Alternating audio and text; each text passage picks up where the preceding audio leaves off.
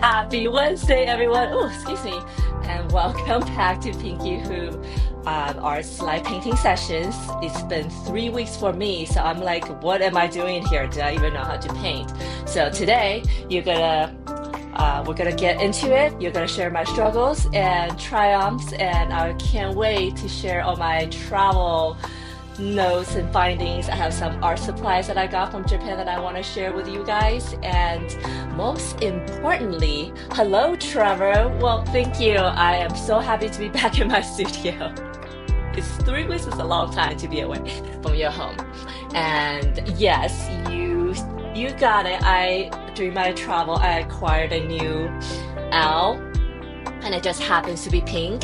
And even more serendipitously, it came from one of those, machines, not a claw machine, but the machine that you put coins in and you turn, like things come out, and they are everywhere in Japan. It just happens that I saw it, and I just happened to and then this collection came with a bunch of different colors. It just happens that the pink one came out for me, so I'm so proud of this one. This is a pink owl on the run.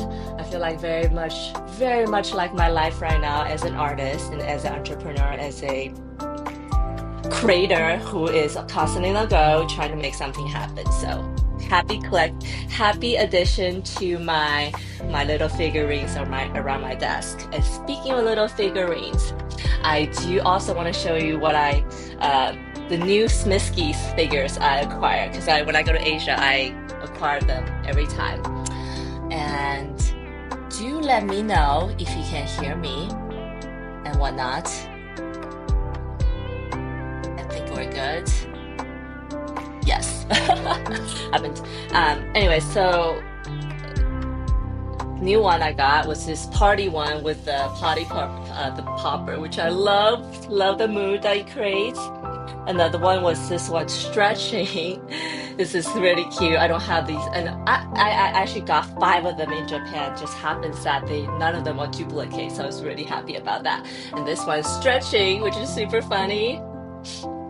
And what else? I also got a sleeping one, which I like with holding a little mug. I think that's what else? Is there one more? There might be. Oh, and a yoga tree pose one. Hilarious. So yeah, these are kind of scattered around my desk. As I mentioned before, I kind of use them as reference. But anyways, we will get right into it. I am continuing with my Chinese Zodiac series, and this week we're painting the Year of the Rat, which is actually my zodiac year. And I don't want to overthink it, but I feel like on my travel, like my travel experience kind of had to influence the outcome of what happened today. My concept. So I don't know if you can see. Oh, I guess so I have a paintings to show you here, and also I finished three paintings in the back, small ones that also I want to show you. So I'm gonna switch my camera now, and we'll get right into it. Okay, so we got the other rat. We got this little mouse, a cartoon mouse, holding a lily flower. Lily is the flower that pairs with a rat. He's holding it, kind of looking sinister, chasing these this little two orbits. They are kind of running away. And I guess, when I was traveling, I was constantly on the run. I guess this is subconsciously was in my mind that I was always like, trying to go somewhere, running away from something. This seems so. Can't wait to I started on the lily flowers already a little bit. So, and I did do a little bit of underpaint of a mustard yellow on it already. So that's what we're gonna paint today. But before we get into it, let me adjust my camera just a tad. And then before we get into that, I do want to show you the paintings that I finished from last session. Last session was 3 weeks ago, so you probably have no idea what I painted. But just to jog your memory, I was doing two paintings of the birthday month flowers, and this is July. Flower of July is larkspur or delphinium, depending on what kind they are. This is blue lavender gouache painting, which I really love. And there's a couple purple colors in it, which is a new color that I acquired in Japan, and I will show you my supplies in a second. And then the second one is the flower aster for August, little purple lavender aster. And by the way, these two are completely done with gouache, except for the background. They are a combination of watercolor and gouache. And when I'm done with 12 of them, this is number 4, so I have 8 more to go. I will list these in my Etsy shop. And you might wonder, what is this happening right here? This orbit climbing this rope ladder onto this giant mushroom thing. So I recently filmed a YouTube video that I'm still editing that I will post this week, hopefully, about my process of how to go from beginning to finish, because I realized that not everybody's seen those when you come to my live sessions. You kind of see the beginning or you might see the end, but you never see the whole thing. actually you probably never see them because I almost never finish them live. So I kind of explain the choices I make, why, which area I apply watercolor, which area I apply gouache in that video. So if you guys want to learn how to paint like me, that will be the video to watch. And like I said, that will be done. It's done filming, I'm editing it, so hopefully I'll share that with you soon. All right. And with anybody, and for those of you who are joining me today, thank you so much. I really appreciate your being here. And if you haven't done so already, don't forget to hit that like, subscribe, repost, whatever button that you're comfortable with. Okay. All right, let's get started. So I kind of start in this corner, so we'll just continue here. Love the mushroom. I know. I thought the mushroom came out pretty good. It's also kind of a continuation from my mushroom collection, which is in my Etsy shop, available to collect as prints. Okay, so I started on the lily flower. I'm so happy that I'm painting lilies today because as you know, that I was painting some pretty large, pretty small petaled flowers recently, and it was really wearing on my patience. So I'm happy that I'm painting some lilies today because they're just like my anemone flowers. They're large with 5 petals, no fuss, straightforward. So hopefully, I hope we'll proceed pretty quickly today. And if you guys have any questions about what I'm doing, let me know.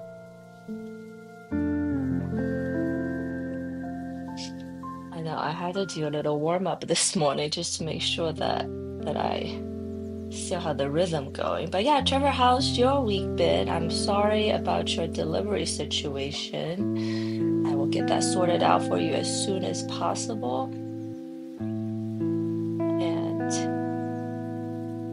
Kind of bumps me out because I guess I should be thankful that out of all this time, this is the first time we had this situation happening.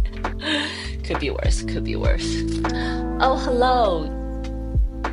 Lonely tech prefer to do some. Oh, hi, Joelle. Well, thanks for joining me. I hope you like to watch some beautiful art happening, and I'm happy to chat with you about anything. I mean, being lonely is not good. And hello, Mackie. Hey, looks like the stream is going a little boring. Well, I'm happy that you're here, so maybe you change that. Also, I just started, so maybe that's a reason. But yeah, thanks you guys for joining me. Super happy to have you.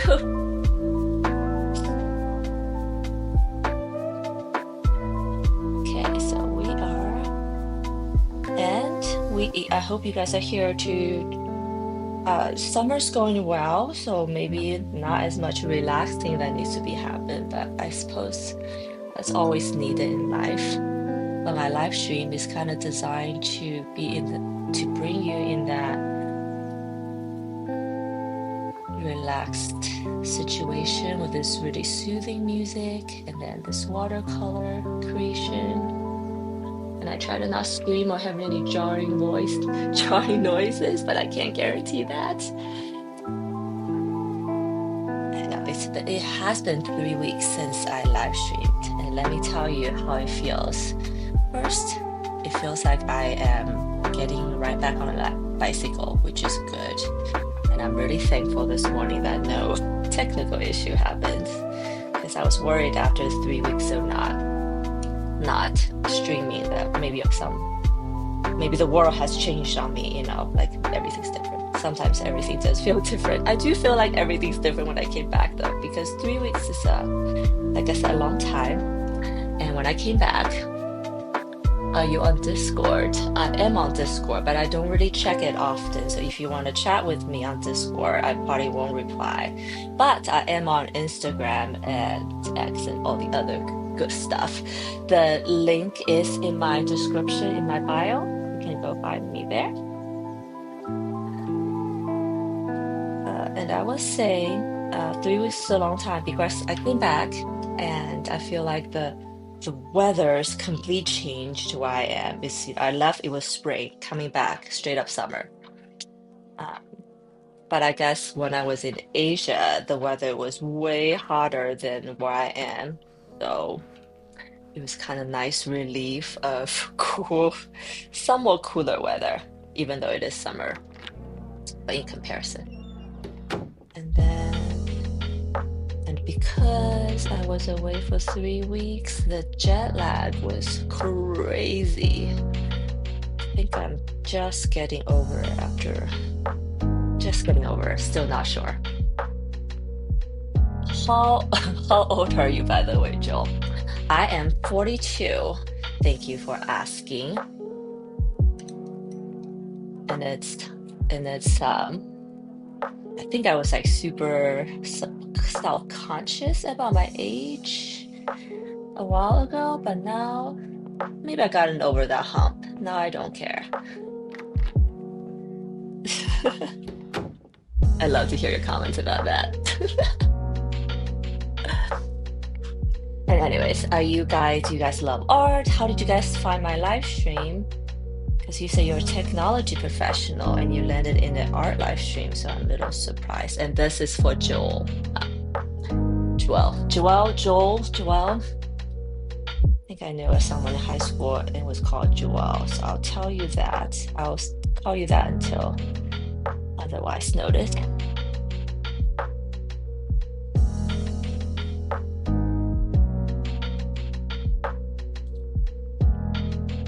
So I went to Asia this past 3 weeks, to China and Japan.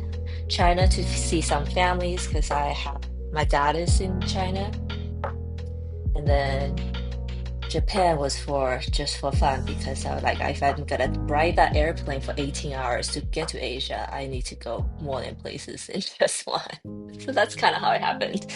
I didn't intend on being away for so long because I do hate it and I do feel like it affects my craft when I'm not doing it for so long. I did bring my sketchbook and all that stuff with me, but I didn't do much of it, I had to admit, because I was just so tired every day.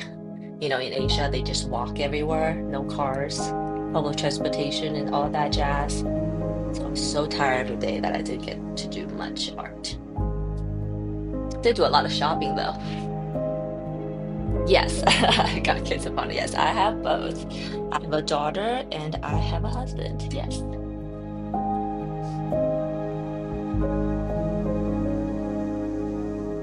So I guess I'm looking for platonic relationships only. I feel like I'm being interviewed right now, Joel. Joel.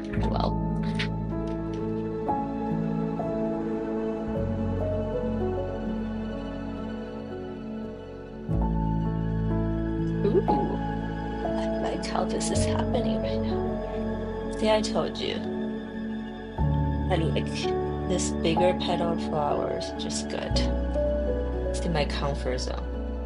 But I was thinking, because when you're traveling, you inevitably get lots of ideas, and I'm an Aries, so I'm impatient and I love to jump into new things without finishing other things. So I have like an ideas for new collections already. But as you know, I've committed myself to this 12 things, 12 animals of the Chinese zodiac, the 12 flowers of the 12 flowers of the birth month. So, and I had this like revelation, I don't want to call it revelation, but epiphany that I feel like the universe is kind of testing my perseverance right now.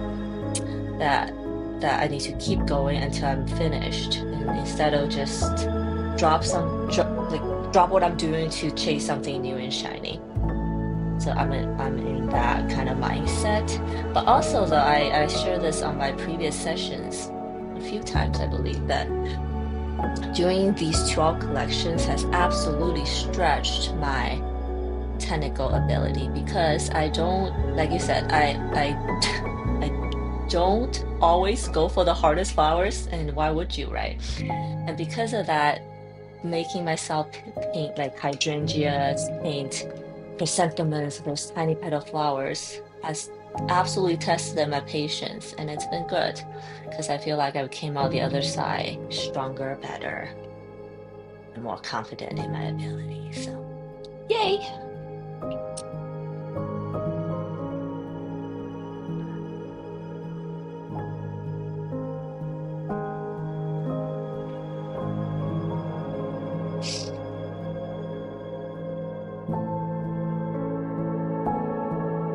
If you guys know what your Chinese zodiac animal is, let me know. I know Trevor's a year of the snake. I just am painting my year right now, year of the rat. When I was younger, I actually hated my Chinese zodiac because there's so many cooler animals, and rats is definitely not the top of the list. I guess I still don't really love it, but I've found just in life that you gotta embrace what you got, embrace the card you're dealt with, because you get what you get and you don't get upset. And birth month, birthdays, is absolutely one of those things. Also, I just realized I totally just mothered you with that saying, you get what you get, you don't get upset. My kid told me that because the teacher told her that.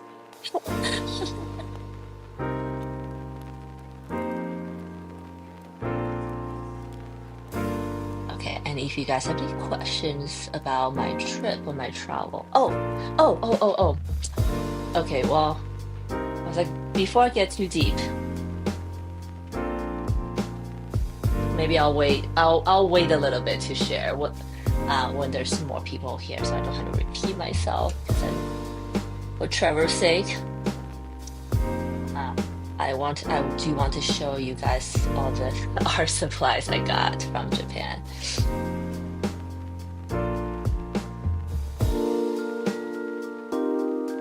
I wish I got more, to be honest. It's not, I thought I got a lot when I was there, but now look back, when you're back in your studio, you're like, wait a minute, why didn't I get that? I wish I got that. So I guess I'll save that for the next trip. I do wish I got more because it was so cheap.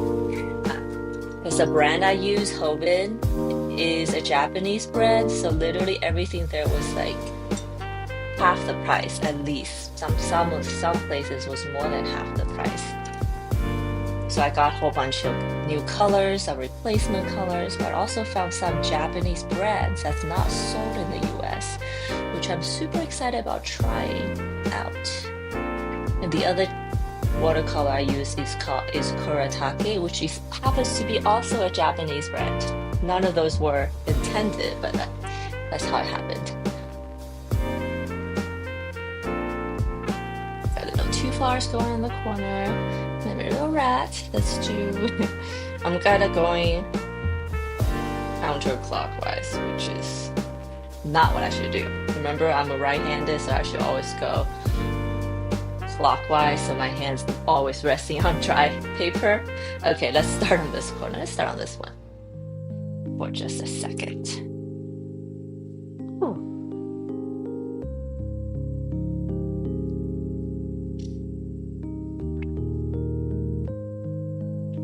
So I showed, so on my travels, what are some things I observed? So I observed how amazing and cheap food is in Asia.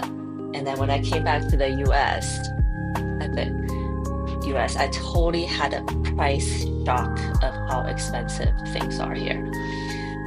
It kind of like made me upset not in a super angry way, but it definitely upset me a little bit because it's like, why do I have to pay so much for food when clearly in Asia they have figured it out? Any opinions? Any thoughts you guys have here would be great.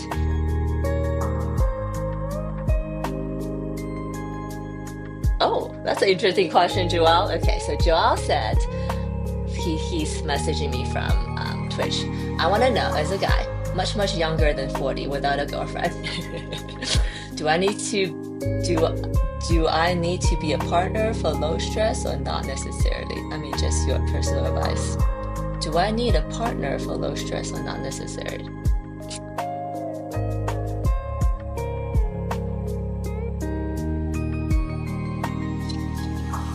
Personal advice, I think it's both ways. I think for some people, depending on what kind of person you are, someone who is in my 40s, who is married and happily married with kids, I want to say that if you have the right partner you would absolutely have lower stress and happier quality of life. However, if your partner isn't the perfect one or, have their own issues, then I feel like your life would be even more stressful. By the way, I love giving dating advice. Life. So depends. I'm sure that's not what you want to hear, but I think finding the right person helps. Having the wrong person brings more stress.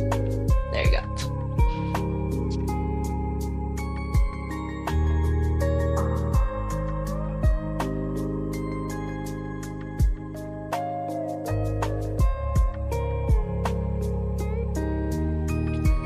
And finding the right person takes a lot of patience.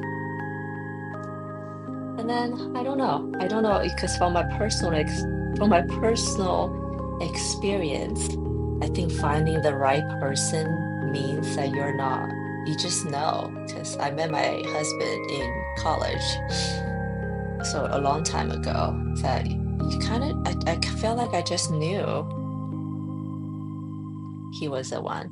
But I feel like in today's age, because all the dating apps, everybody feels like there's so many options out there. And then I feel like that creates a negative effect almost, that you don't really appreciate what you have until it's gone.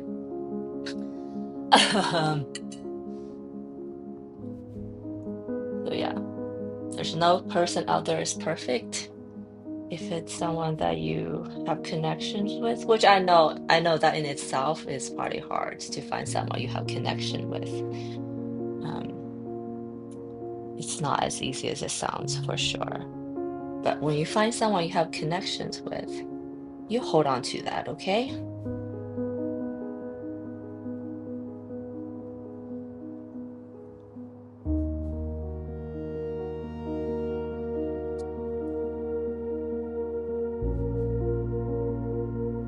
I decided I'm gonna do this lilies in a pink white because that's kind of my favorite lily.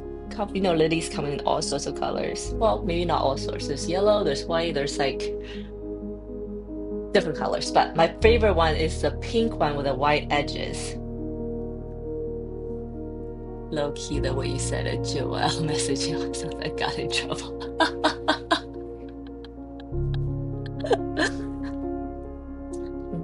Not in trouble. I just want to, pay you the proper attention that you deserve.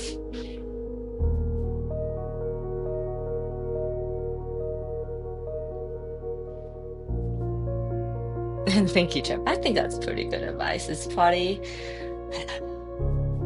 advice that you guys see this flower.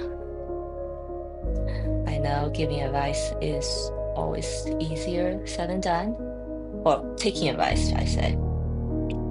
And it also depends on if you're in a place of wanting to take the advice. But yeah, I think that's pretty good advice.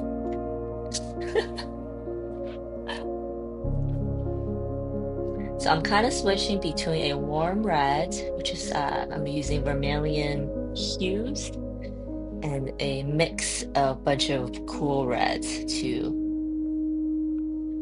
for some of the cool areas. I also painted with gouache over the weekend to finish my flowers that's in the back. Today I am finding myself, oh shit. Today I am finding myself kind of try to relearn, get refamiliarized with watercolor again. Reacquainted. There you go. That's what I'm looking for. I can't wait to post that YouTube video I mentioned earlier because it's been on my mind for months. Basically since I did my mushroom collection, which was a little bit of time ago. It's been on my mind for months.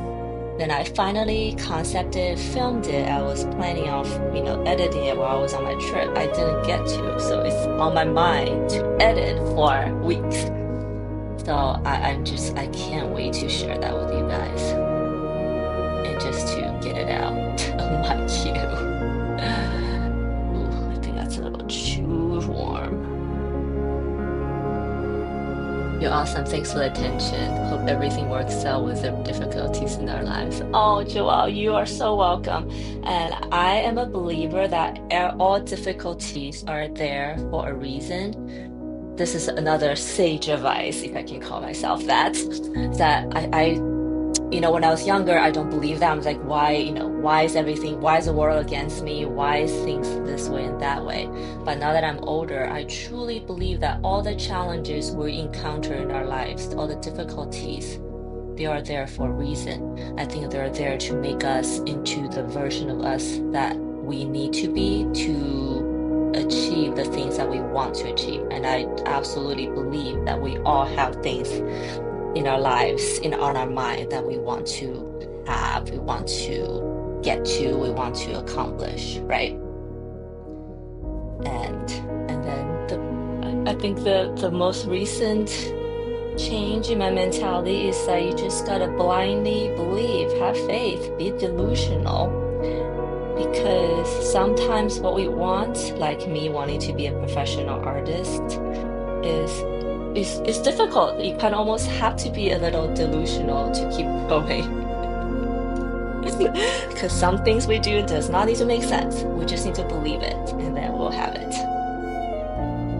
I definitely feel a sense of peace though once I started believing that it will happen no matter what, and I just keep going no matter what.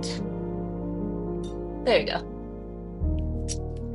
And thank you, Joelle, for chatting with me, for jumping in the chat. I hope you got something today. Okay, so that needs to dry a little bit. I'm gonna start making the middle dark. And by the way, for all my paintings, I kind of do them in washes, right? Which I also explain in my video. And right now I'm just creating washes, layers, and glazes. The foundation of the painting, then my paint gets thicker, darker, and then I eventually move into gouache for the final tops. I wish to settle in USA one day, live like a crazy expensive house in New York. You're kind of like American flashlight in this bar. Oh, that's really sweet, Joelle. I'm happy to be that flashlight for you, but I feel like I don't know if US is like the best place to be right now. I'm trying to get out of here. I don't know how I'm manifesting that destiny, but we'll see. I think it's good to be appreciative with whatever you have, wherever you are. And I hope that all your wishes become true. And at a big house in New York, me too, my friend. Me too. Although I'd rather have a big house in Florida at this point, because all the New Yorkers are moving to Florida, and Florida has warm weather all year round, and there's the beautiful Caribbean Ocean. So big house in Florida, that's my goal.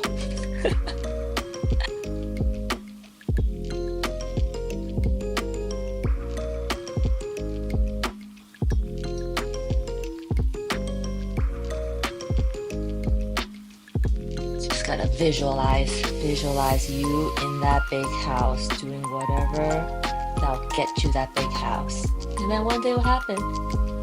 This is a little motivational speech from yours truly today. I guess I'm motivated on my trip, huh?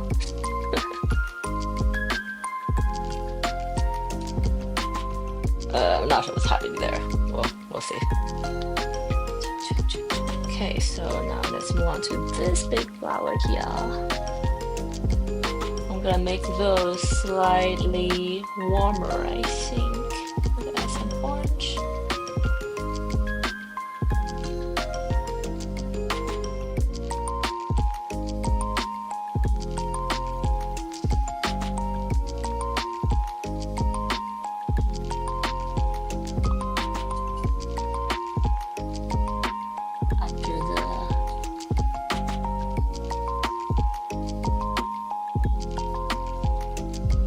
After I paint the lilies, I'm gonna paint the leaves and backgrounds, and then move on to the little mouse who's not so little.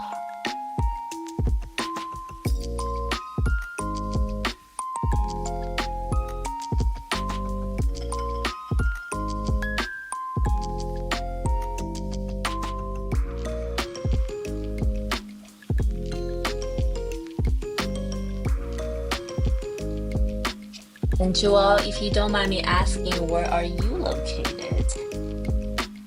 If you're not in the US, if you don't mind me asking.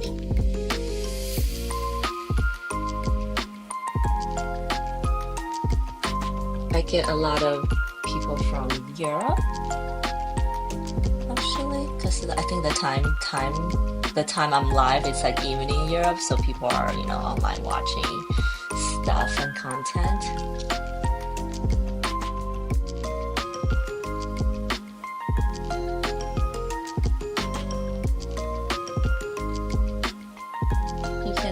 You can just say a generalized, non-specific answer. Do your kids study at the college that I see in the US? Again, thank you for your attention. My kid is only 7, so no. She is in a she's in an elementary school. Um, but I guess myself went to a pretty elite college in the US. But that was also a long time ago.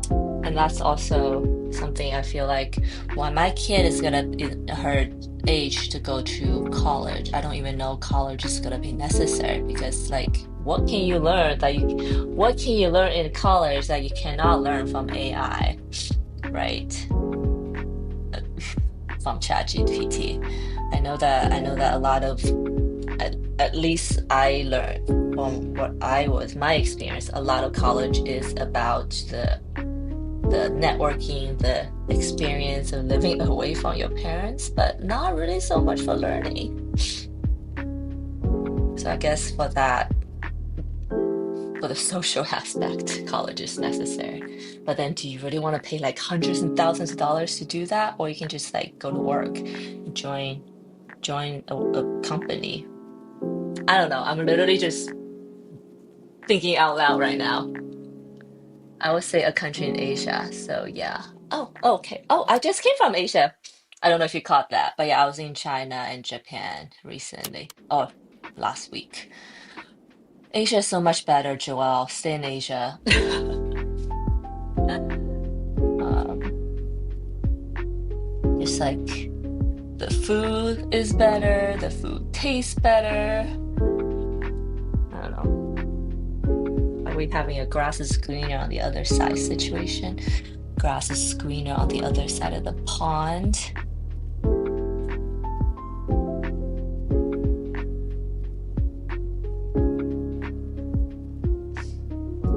I work with a lot of people from Asia, like Southeast Asia as well.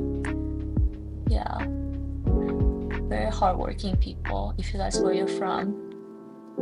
But I feel like in general, though, it might be biased, but I feel like things are better in Asia.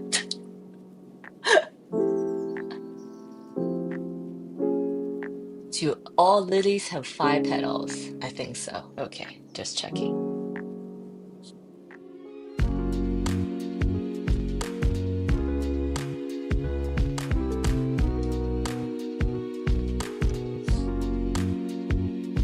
Oh, that was nice. It just bloomed the perfect way because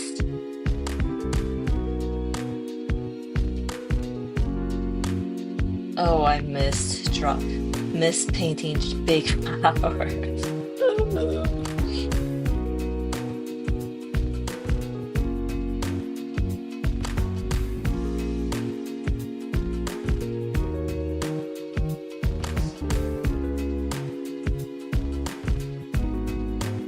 And Trevor, I have to go to Australia one day for sure. I think I shared I've been to New Zealand, but not Australia. And my kids always say, I want to go meet Bluey, who lives in Australia. So that's on my list for sure.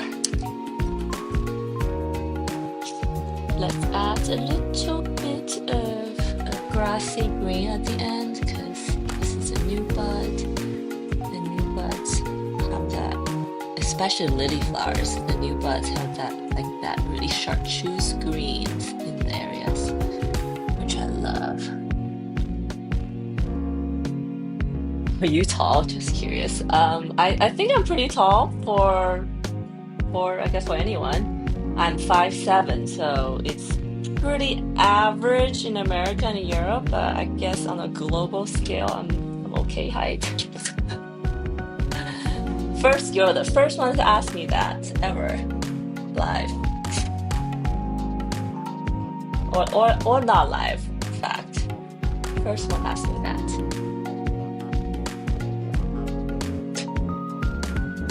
Wait, so you met your boyfriend in the US college? Oh, it's awesome. Yes, I did. I met him when we were in college, yes, but we didn't start dating until much later.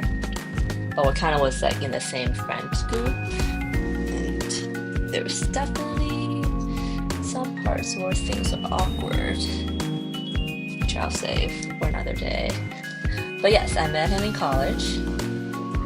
And we just had our 10-year anniversary. So babe, if you're watching, 10-year anniversary, 10 years. We're just like recounting all the times that we have been together. So yeah, you know, that we got married in our 30s.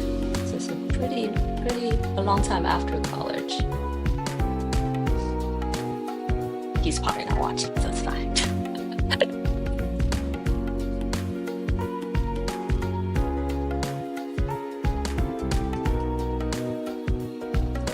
Wondering why do all my color look so like warm today? It's like, oh yeah, duh, I already washed it with this yellow color.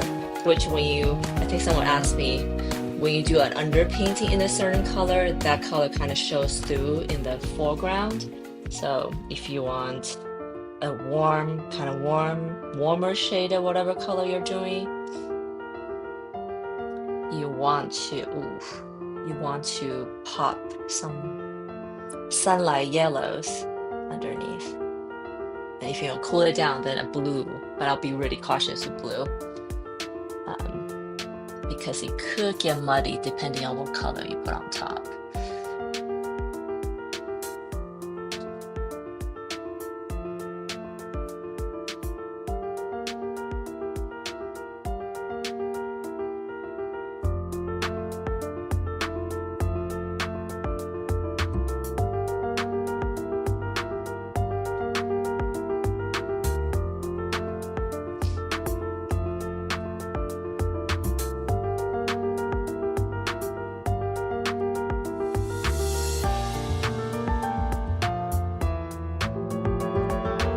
And hey, if you guys haven't done so already, don't forget to hit the follow button. I'll really follow, subscribe wherever you're watching. Really appreciate it. Maybe share it. That would be also awesome.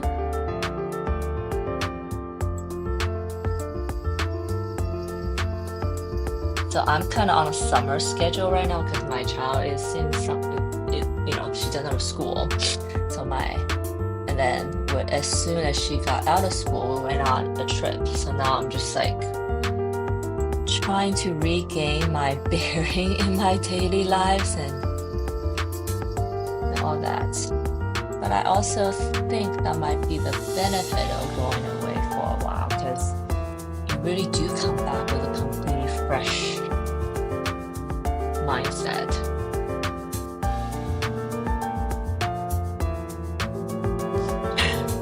Did you ever feel like you had to be a warrior in your life? That is a very interesting and good question. I feel like I'm a warrior in my life every single day. Yeah, every single day. There's not a day when I'm feeling like, oh, I don't have to fight today. Maybe there's some days. I should have said never because that'll make it sound like I have had a really hard life, which I think I don't. I haven't. I've been very lucky my whole life in some ways.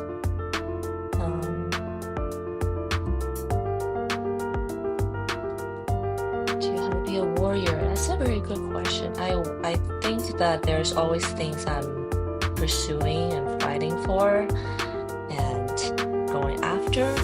Or do I feel like I'm fighting like against the world every day? No, I don't feel that. But is it easy? No, I don't feel that either. So I don't know if that answers your question. I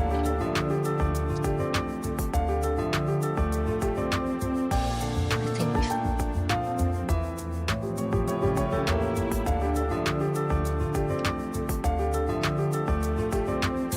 Oh, hi, Michelle. Michelle, I'm back. I'm glad to be back. And I was actually thinking of you when I told Trevor I'm gonna wait like hold off on showing all my art supply purchases until we have more people. I was actually specifically thinking of you. Not I didn't know that you're gonna join today or not. But now that you're here, I think I'm almost ready to do it. And I just share with everyone that now that I'm back, I'm looking at everything I bought. It's like, man, I wish I had bought more because I'm totally having buyer's remorse, but the other way around because everything was just so cheap in Asia. Same brand, same everything, so much cheaper. And then I also share it with everyone that it kind of made me a little angry coming back, like how expensive everything is in the US. Like, why?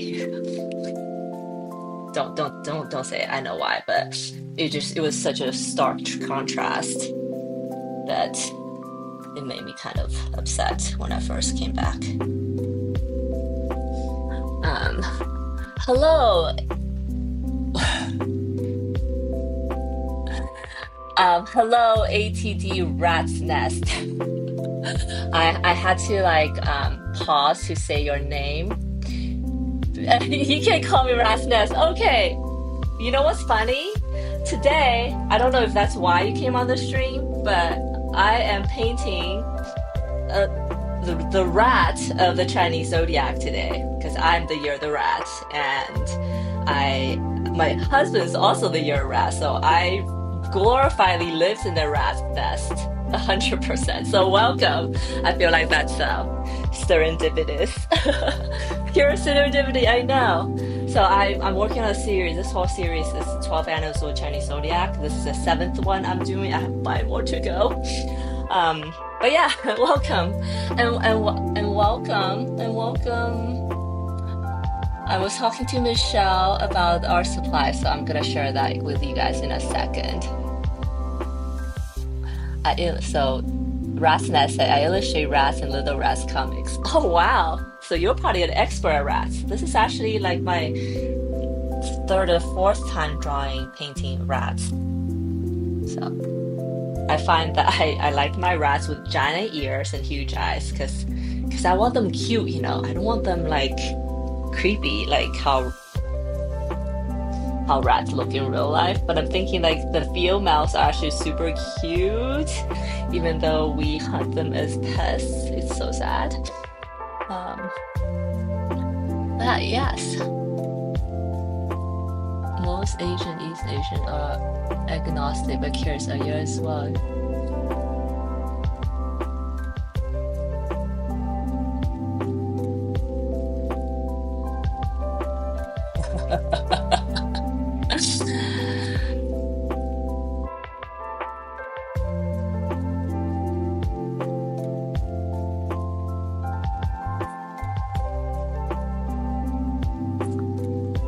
Okay, so I'm gonna answer Rat's Nest questions first because Joelle, your question is to answer the short answer.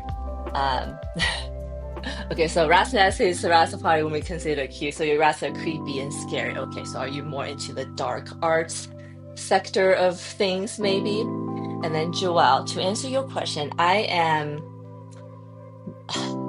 That's a great question and something that I've been thinking about recently. So I am not a religious person, right? My grandparents were Buddhist when I was growing up, but you know, I'm Chinese. I grew up in China actually, so religion is like not a thing in China. So I'm not a religious person, but am I agnostic? I think that is more complicated question because I am a spiritual person and I absolutely believe that there's higher power that guides our world guides the actions that happens in our lives. Even though as human beings we think that we have so much control with so much control period, we don't. I think there's so many things that are out of control, so many coincidences, so many energy, so many things that's unexplained in our lives that I do believe there's some higher power out there. But am I gonna call that person like Allah or Jesus Christ or Buddha or whatever? No. So I don't know if that answers your question. I'm a spiritual person. I believe in the higher power, but I'm not a religious person. I don't go to church or anything like that. Oh, Daily Warrior. Yes.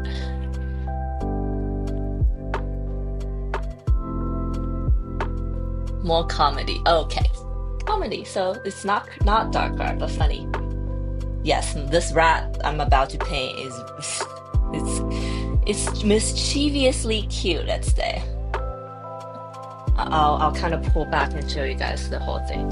So, little bit backstory. I'm doing this 12 animals of Chinese zodiac, and each animal kind of comes with their flower. I decided to do this a few months ago.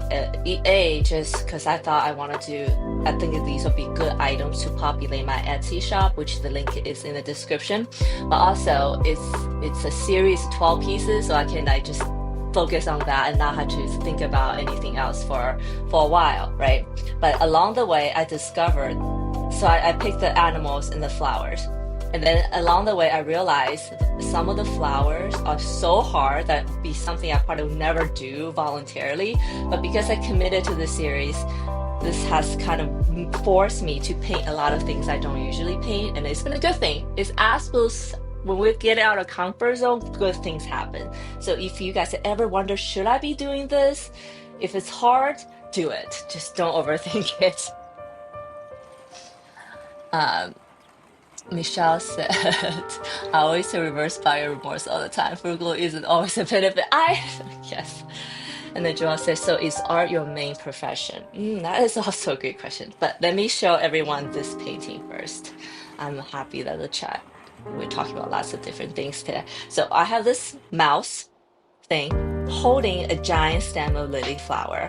It's kind of chasing after these two creatures. They're my orbed creatures that appears in like 98% of my paintings. That's something I created along the way. There's also a video about it in my YouTube channel, on my channel, if you're interested about the background and where they came from.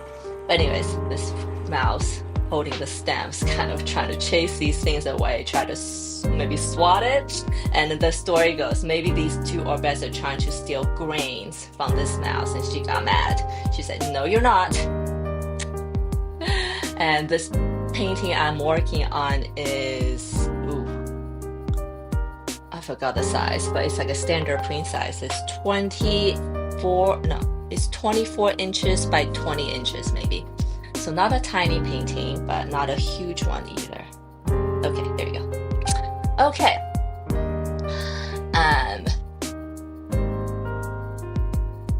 So to answer Joelle's question, art is one of my professions. I dedicate a lot of time to it, right? So I call myself at this point like a content artist because I make content, I make videos from my art. I'm a live streaming, which is a video with my art.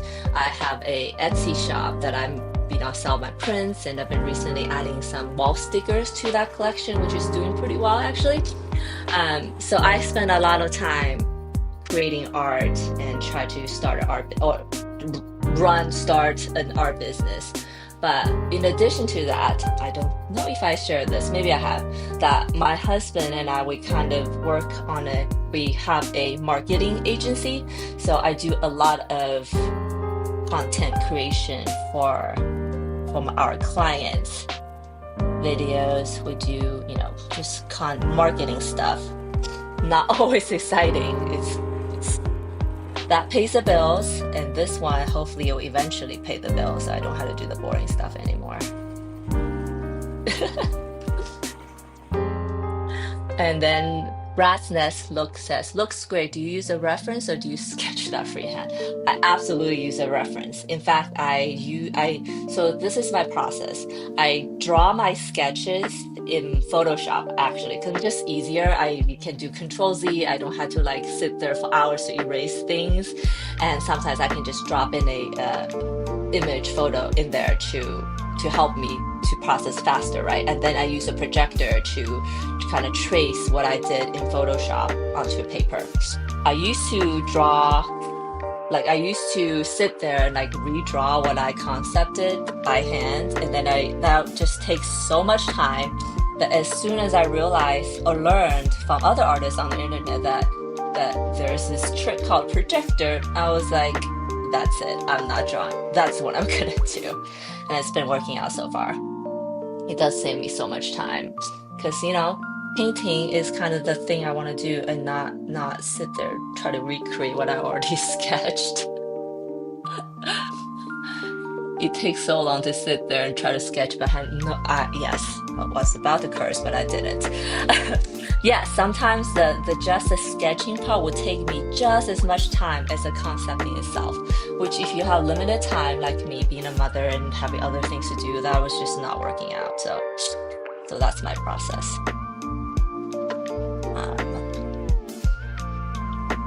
But yeah, so I get all that stuff out of the way so that I can just focus on this beautiful therapeutic process of doing watercolor, which is awesome.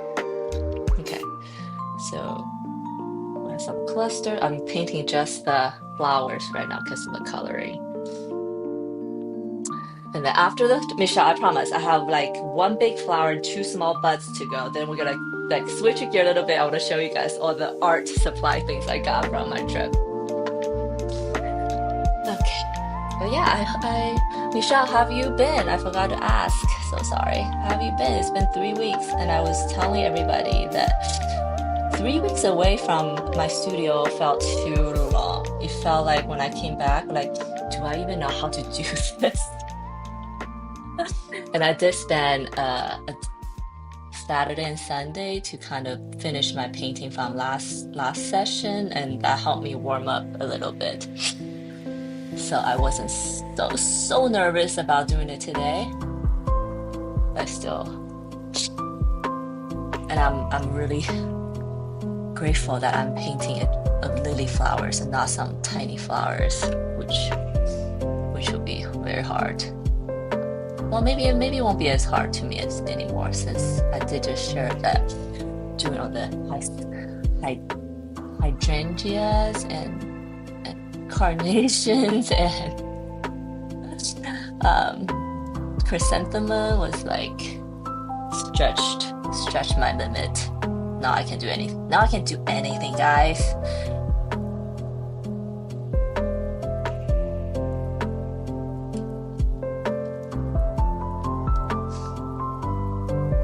Oh, thank you, Michelle.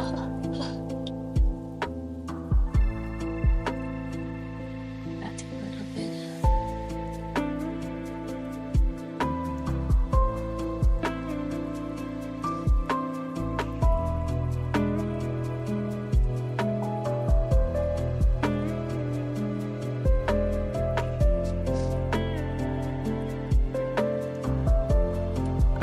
I guess I could share. So I mentioned that I'm kind of forcing myself to finish a series before I jump into a new one.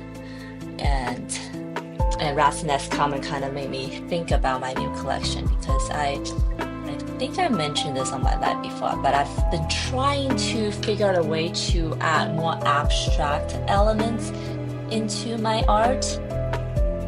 Because I noticed that recently all the artists I gravitate towards online, or watercolor artists, have been abstract artists, and I'm not sure why.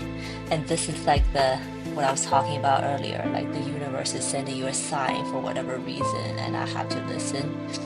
So I've been trying to figure out a way to incorporate some more abstract elements into my painting, not go full abstract, because I don't want to do that either. And when I was away, I kind of had this vision of what that might look like. So I can't wait to get started on it. I probably should be concepting them in my sketchbook more. I have been doing a little bit, but not so much. So after I'm done with all the animals and the flowers, I'm gonna dive into something new, which I'm pretty excited about. But I've committed myself to finish this series. Also, have you guys heard about this psychological concept about the gradient effect? The gradient effect is like when we do something, the beginning feels really fast and easy and good. The end of something feels really fast, easy, and good. But the middle part is where most people give up on doing something. The middle part is the hardest. It feels the slowest. It feels just the worst, right? So I realized I'm at piece number 7 with the 12 series. So I'm like in that thick middle part. And I'm not giving up. I'm challenging myself to keep going and finishing it. So I feel like psychologically that something awesome is gonna happen once I finish this 12 pieces.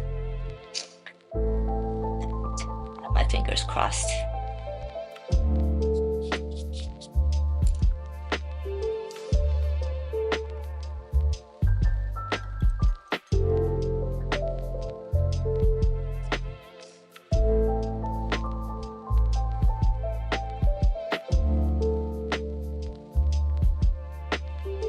Oh wait, hold on. Let me catch on the chat. You guys have been chatting.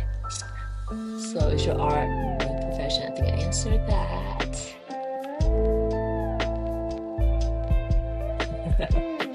Yes, art's that rat's nest, productivity hack. Yes, yes, yes. I want to know the philosophy of young Chinese women stereotype people take on the internet. Okay, I'm gonna answer Joel's note about the philosophy of a young Chinese woman stereotype gold digger on the internet myth. I'm sure they exist, but you shouldn't think that everyone is like that. I'm a believer that you should always approach people, treat people with sincerity in the beginning. Like for me personally, everyone is 100% until they do things to make me, take points from that 100%. Everyone's perfect until you're not. So gold digger women absolutely exist, and I feel like social media probably like amplifies that unnecessarily. But I also absolutely believe that it's not as much as you think, and that I don't think you should approach everyone with that mindset. That's very cute. I say that because maybe that's a fear, it's a fear for some men out there that women are just after money or status. But I think women just want to be loved, if I may say so. With money and status that comes with it, awesome. But I think in the end, most women just want to be loved and treated with respect. And I don't think that is that much to ask for.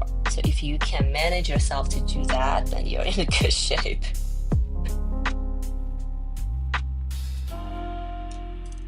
Oh yeah, I had to go back to my painting because I realized I just glazed this part. I didn't want that part to dry.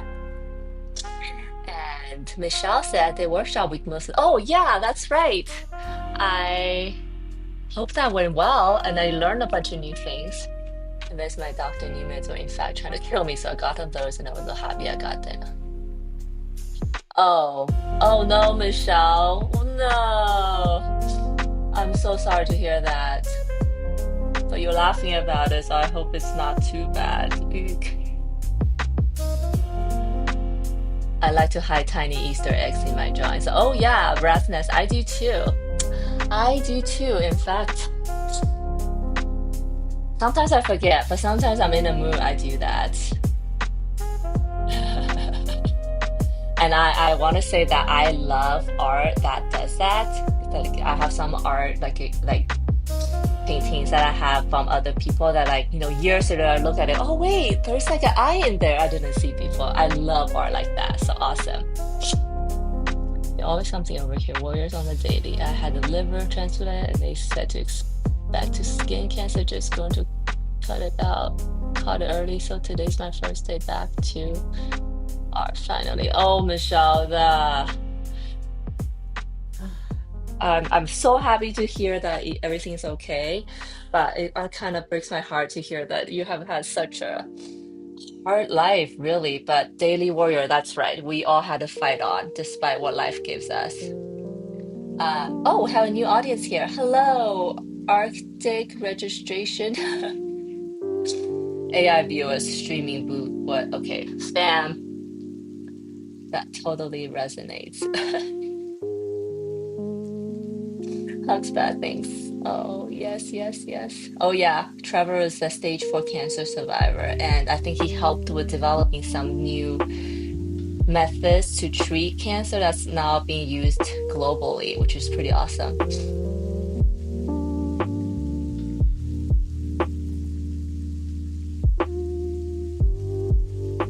Oh, hi, Graphic! Yay, Graphic here. I know you did, and I don't know if I've done it. I know I was doing it for my painting for my this series in the beginning, but I just noticed, maybe remember the last one I did it, the one before that, I can't remember. But yes, I like to hide Easter eggs when I remember. How you been, Graphic?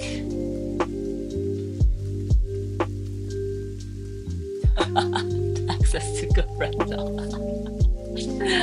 I think it's because we cover ourselves up. We don't see the sun, basically. Vitamin D deficiency is probably very prominent in Asian culture. Because when I was in Asia, I had to buy an umbrella in the sun because everyone else is using an umbrella. And I was like, I'm gonna start a new trend in the US. I'm gonna have an umbrella in the sun because that just makes so much sense, right? And also, at the airport inside, I see this lady with like a hat on, a face mask. You cannot see anything. She's fully covered. So I think that's why the skin glow advantage exists in Asia because we just don't see the sun, which we now find is part of the sun is super bad for your skin. And Michelle, I don't know if you know, but I live in Utah, right? And Utah has the highest rate of skin cancer in the country because the sun here is like intense. Sun is so intense. If you're outside for 5 minutes and without protection, like sunscreen, I get burned. My skin turns red immediately. So that's probably not great for the skin cancer front. So yeah, I just turned to wear long sleeve in the summer now. Because I'm not outside that much and it doesn't get that. Let's see if I'm just in and out of air conditioning. So when outside, sun. I am worried about my child though, because as a kid, you're in the sun a lot. And I don't know, they're pretty good about reminding all the kids put sunscreen on, but they forget. And I definitely see freckles on her face that's from sun damage. So that worries me a little bit. But I also don't want to wrap her up like a bubble boy and just like protect her from everything. So yeah, daily battle. Oops. Okay.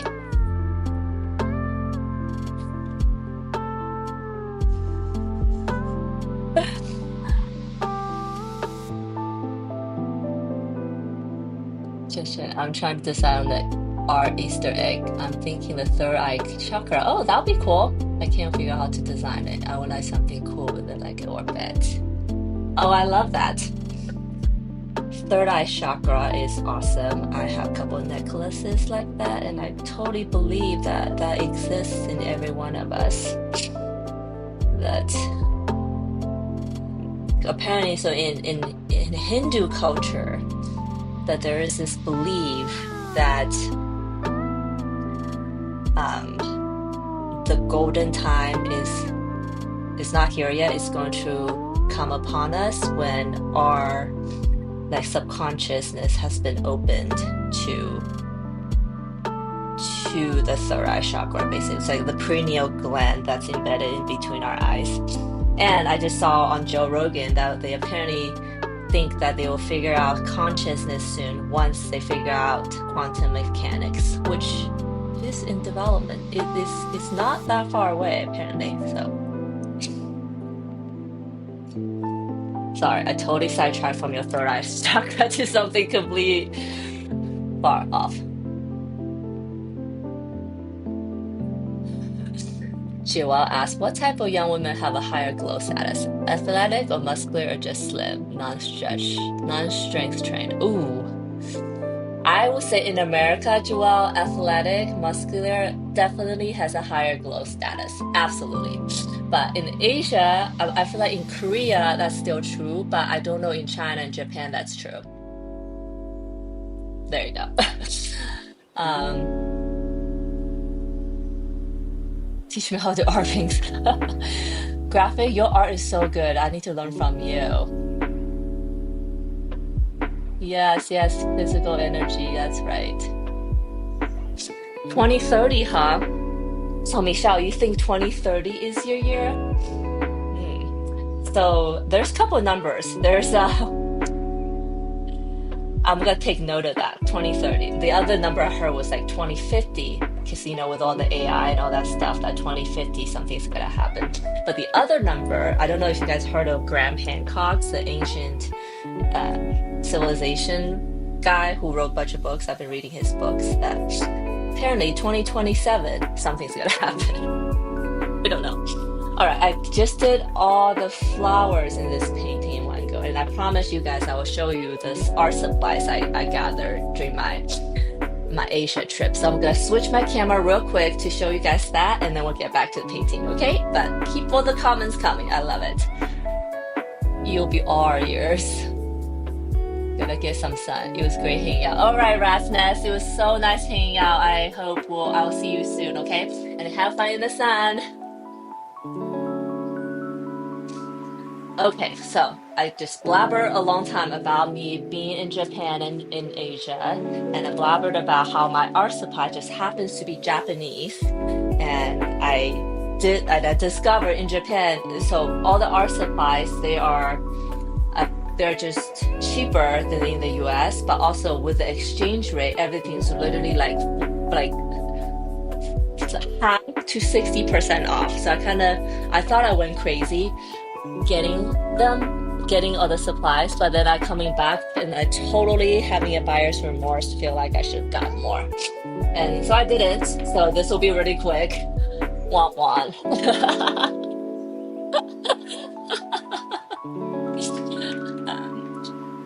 Just it's extremely common to see when the athletic muscle in the US. Are they common as average? Okay, I'm gonna answer Joel's question real quick. So I don't think it's extremely common to see more muscular bodies in the US, even though I think you probably see more of them in like the cities like New York or LA or San Francisco where people care a lot about their appearances. But I think for the most part, I think the people in America just have a heavier build, heavier set. And that's well documented on the internet, so I'm not saying anything outrageous. Comment, so muscular is not average. Muscular is something that we admire. Oh yeah, Marcellus, thank you. Okay, so excited. So do you have any friends in Japan who could shop for you? So Michelle, no, I don't have any. Oh wait, I do, but if they shop for me and then have to mail it here, then that kind of erases all the gain I would have gotten, because shipping is probably super expensive, and now with all the tariffs and all that stuff, like I don't even know, and the trouble. So I just had to go back to Japan. That's to answer your question. And next time, I'll just make sure I get a lot more than I already did. So, so I got a whole bunch of new gouache colors. Let me see. So I got, let me show. I got like 1, 2, 3, 4, five, six, seven tubes of new gouache colors. These are color. Oh, shit. Sorry. No, only one, the Persia blue is a replacement because that's the color I seem to use the most in my gouache palette and it's almost out. So this is a replacement. But all these colors are new and I'm so excited about trying them out, especially this one called Opera, which is like the gouache version of that bright magenta, the rose color, which I tried to mix with my current palette. It was no way. There's no way I can get something this bright. So that's really exciting. Yes, this is Hoban that I'm showing you right now. So I have this moss green color, which I use, ash blue. And by the way, these are all colors I would try to mix before on my palette. So now I just have them out of the tube. And then I also discovered that they're all very dusty colors, I guess. I like dusty colors. So I have ash green, ash blue, and mossy green is the greens. I showed you the opera color already. And then last time I remember seeing it live that I remember I need a deep purple. So I got this iris color. And then this Alizarian crimson, which is like the dark red color, the equivalent of my crimson lake in my watercolor, which I don't have. So now I have this. So 6 new colors in my gouache collection. I'm so excited about trying them out. And actually I have used like 3 of them already in the painting you see on the wall here. Oh, and I guess I need to show you guys the paintings I did this over the weekend from the last session as well. So hang on tight. And then Hoban colors. These are watercolors. I got Persia blue, that's also replacement color. Indigo, which like now indigo is like a really, really, really dark blue. So good talking to you. You're so friendly. I'm definitely back next time. See you. Take care. Wish you the best of moments you have to worry today for us. But oh, thank you, Joelle. I'm so happy we chatted today. I hope I share some useful advice for you. And next time when you come, we'll chat again. Maybe more advice. Maybe not. We'll see. Okay. Oh, Michelle said, I'm in the market for gouache, trying to wait for Prime Week. Have you tried other brands? Ooh. Yes, I have actually. And I think Hoban is still my favorite, but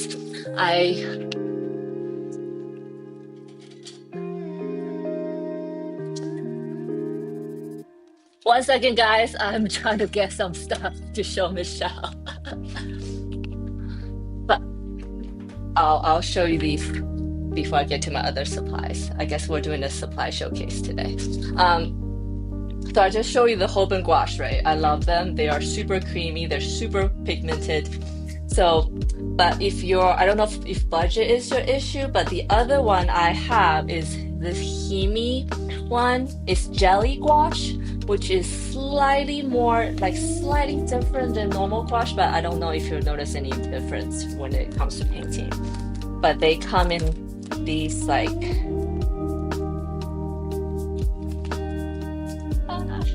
get this out. They come in these tubs with dual colors like that.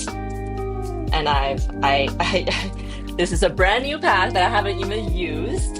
I don't know what I'm waiting for, to be honest, but we all hold our supplies, right? So I have a lot of good things about it from people on the internet, which is the whole reason that I got it. So, but this is, I would say, a little bit more not professional grade gouache. It's great for practicing. It's probably fine for any illustration you're doing. But if I want something that's really, really intense and professional, then I probably will still resort to my Hoban gouache. And I think the Hoban gouache, from all my researches, are one of the highest qualities out there. But Himi, if you want to just practice with gouache, I would suggest to get this because it's pretty cheap and it's come in these nice cases, and it has all the colors that you need. Looks like fingertips. And if there are, I've watched a few YouTube videos of people using this gouache, and the result looked great. So this is whole reason why I even bother with this. So Himi is a gouache, jelly gouache, they call it. And then the other one, which I also have not used, is from this brand, Carandash. It's a Swiss brand, I think, from Europe, Swiss. Yeah, it's a Swiss-made brand. This is a half. This is basically little trays, but you can use it as watercolor or as gouache. So this might be something really versatile, because in the end we realize that gouache is basically a really, really thick version of watercolor, but with more pigment. I have not tried this. As you can see, still in plastic wrap, but I really love this brand and trust this brand. So I think your husband is totally right, Michelle. So if you want the best, I suggest Hope. But if you just want to practice, because I don't know, you look at probably I make a lot of bad art before I make good art. So, but yes. But then I also am a believer that if your paint isn't the best, your art might not look the best, and that could be discouraging. So there's that. But yes, I agreed. I will agree with your husband. But yeah, I was saying I have not opened this, try this. When I try, I'll for sure make a video about it. But I really love this brand, so I trust their product. And it's Swiss made. Like Swiss, they just make awesome products. So those are two gouache products that I have not used, because I just love my Hoban so much, I guess. Okay, now let's get into the watercolor stuff I bought. Yes. So watercolor stuff. So also Hoban, I got a bunch of new colors as well. I think I showed you indigo. I got some violet, some greens, another purple, which I already have, but now I have dupes. Now I have two. I guess I just need to use a lot of purple. I guess a lot of my watercolor Hobans actually just replacement. So I only got 5 new colors in watercolor. Oh yeah, 5 new colors. 2 green, an indigo, because my Kuretake indigo is running out, so I got a Hoban indigo to replace it. Davy's gray, which is a gray ash, like a ash green, a violet, and these are all colors that I know I use. I purposely did not get a lot of colors I don't use. Now I'm wishing maybe I should just got the whole palette, and I don't ever have this problem of like, should I buy that color, right? But I truly thought about it. I don't use a lot of oranges and yellows in my art, at least yet. That buying them would just let them dry out, which will be such a waste, because this paint do dry out over time. So maybe next time when I go to Japan, there will be a next time. So okay, so those are tubes. Now let's get to the exciting part, yeah?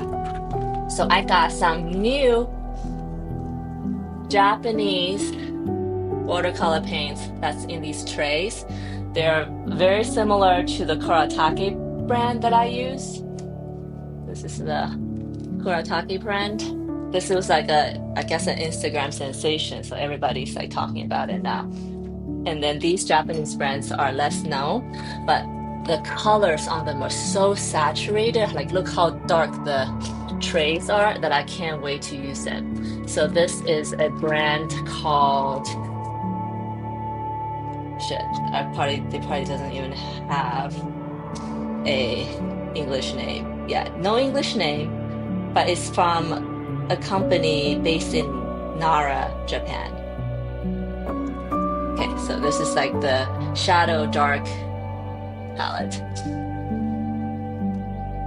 I've thought about it, and then I'd be so overwhelmed with color choice, I would freeze.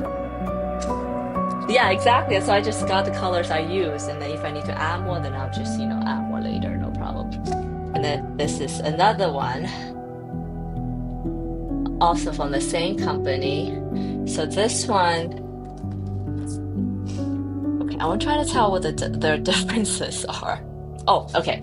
So they're like kind of the same color series, with this one being the bright one and this one being the more dusty one. So I think when I use them together, like one for shadow, one for the mid-tone, and then light part will be white or lighter, I think it'll work really well. So this is like the shadow pack of this one.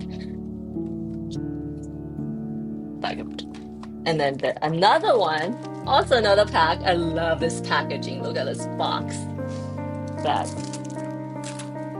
that I got.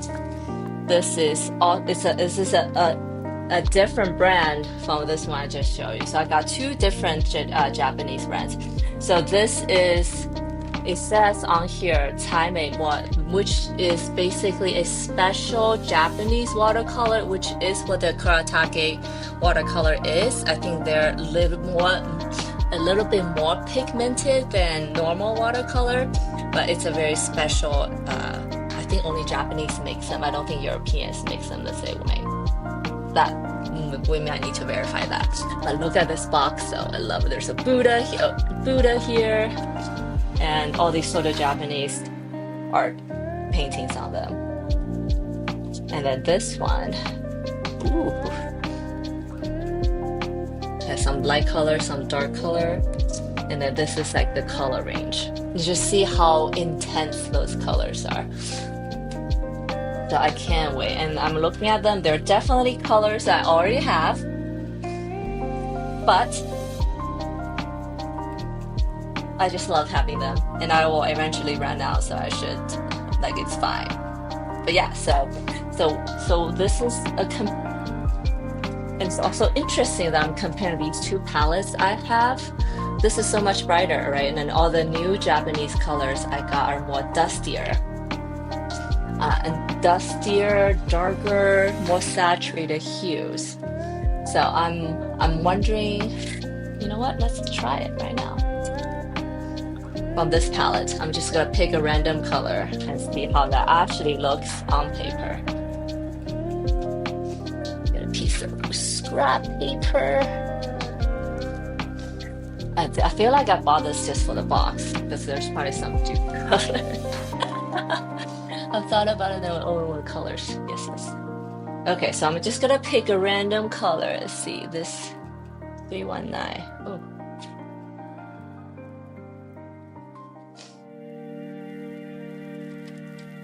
So this corner is what I just did my paint in. Get a little bit of water. Oh, okay. Wow, so saturated. Oh wait, I think this is, I have it upside down.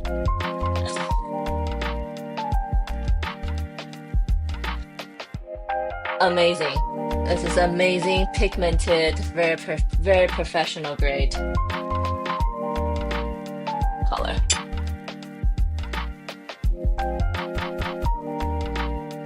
Let's see.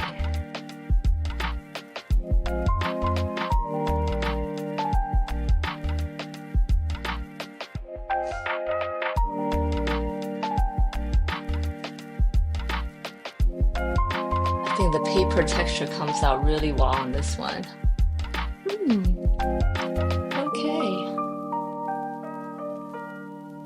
I can't wait to use it. Reaction makes a great purchase.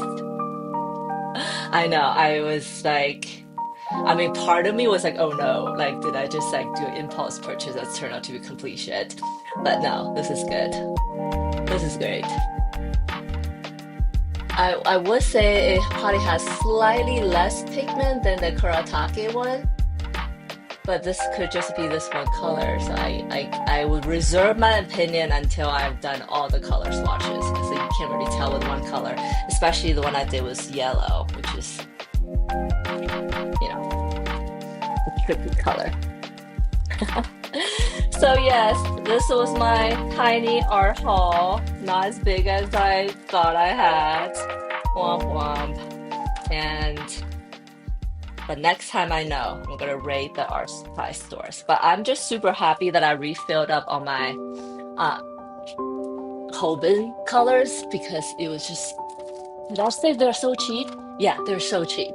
Because one of these, I remember, so the swatches, like some colors are more expensive than others, right? But I think, and which is still the case in Japan. So I'm happy that I got some of the more expensive colors in Japan. Okay. Whew. Now let's get back to some painting, yeah? Also, now you know now you know I have all these art supplies I've never opened and never tried. I'm just using all the things I'm comfortable with. I'm like, I think one day I need to just make a point of using a new palette for painting and see how that goes. Maybe I can do that for my longer form YouTube videos, like the one I did in the back. That's serious discipline. Good for you. I tried, Michelle. I tried.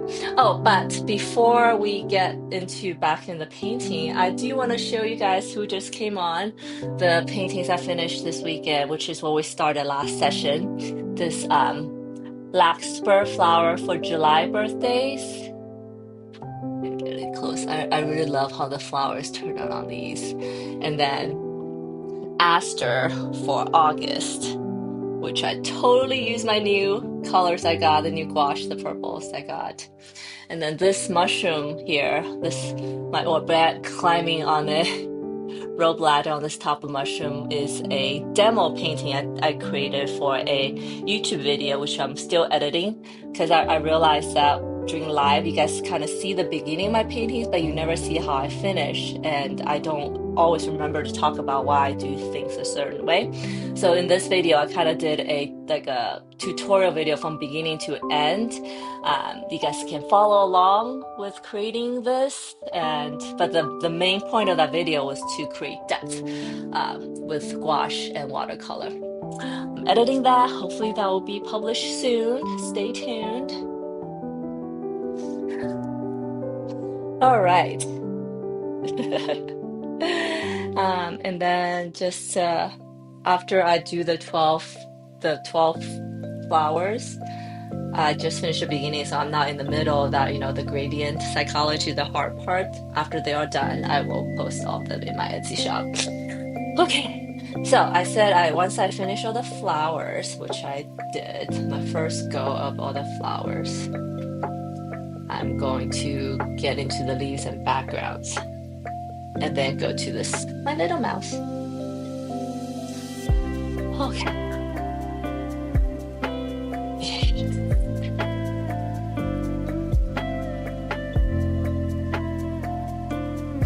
I need to remember. I'll make this cocktail for me to drink. Not a cocktail, no alcohol in it, but a summer drink, I guess. I'm tired of drinking water, maybe.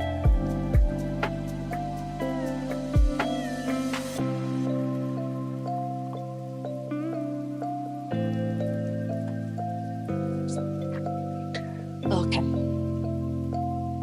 Now let's get into the background and the leaves. I think I'll do the leaves. I think I'm gonna do the background first, then the leaves, because the leaves can be darker color. Okay, here we go. Okay, we'll start from this one.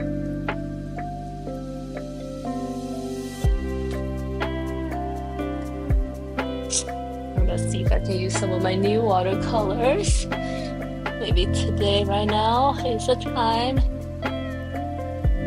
Green gray. Dave's gray.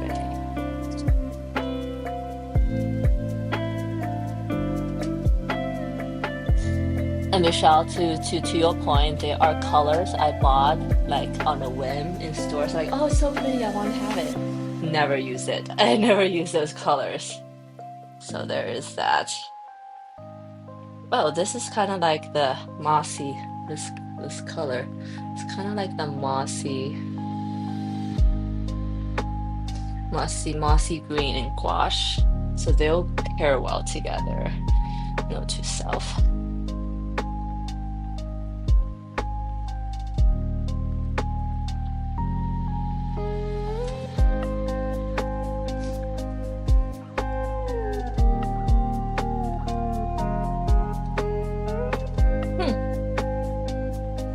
I also need to keep my gouache and watercolor straight.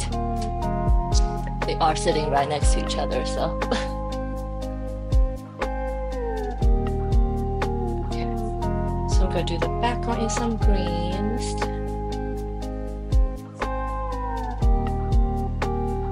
I wonder if I should glue. No, I'm not going to. Okay. I'm gonna mix a blue-green kind of color. Do I have that in the palette? Oh, maybe I do. This is another color I use pretty often, I noticed. Well, this a teal color in my Kuratake palette I use quite often.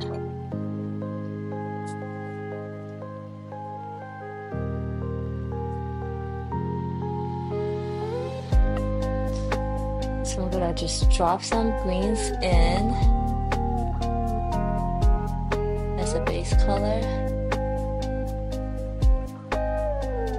And drop in some darker colors, some indigo blue, some corners. And we're just gonna go back and forth like that.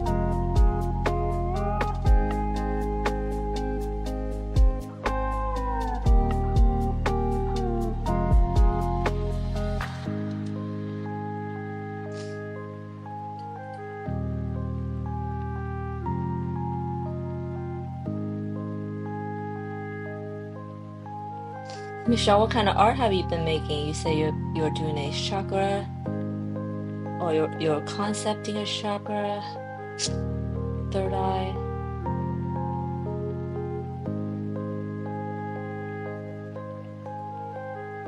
Yeah.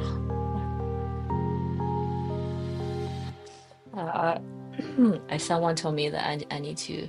So when I was in Asia, the bird motif was kind of everywhere, and it kind of made me want to draw some birds. And also realize I've never done birds in my art, so you might see that in the future.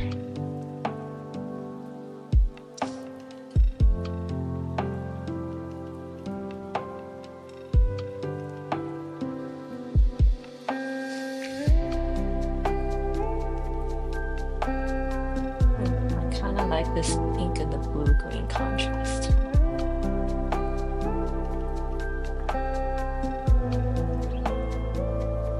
When I paint background, I always feel like I'm trying to bring order into chaos. It's always chaotic at first, because I drop the paint in, then I kind of lose track of it, for the lack of a better word. Watercolor, but I'm excited to try gouache. I have a hard time deciding what to paint though. I just need someone to tell me what to do. I don't think that's a bad problem. Have you ever done like a prompt challenge, Michelle? That maybe you just need to have, like one of my friends, that we did it for a little bit. It was actually pretty fun. So basically we asked ChatGPT to give us like a list of random words, subjects. You can probably give it parameter. And for like a month. I think we tried for a month, but we both kind of stopped like in the teens days.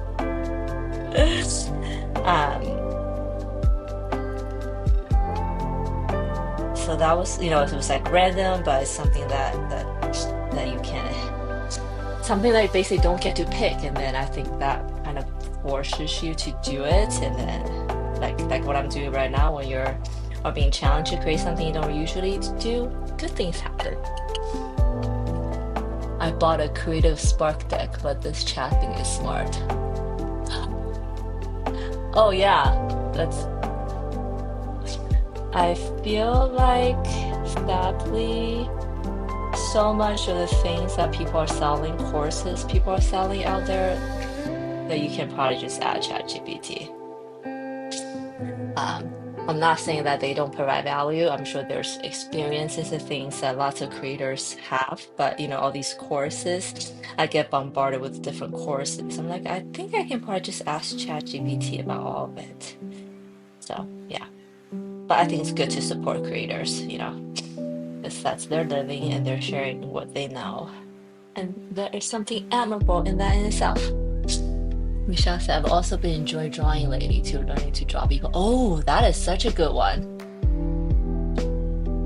I think that I love drawing people. In fact, maybe I shared this, but drawing people is kind of what, like fashion sketches is what kind of got me started on this art journey altogether. I love drawing people. I used to be scared of drawing the hands and faces, but now I feel like I've gotten much better about it, and now I really enjoy creating them, creating expressions, creating hand gestures.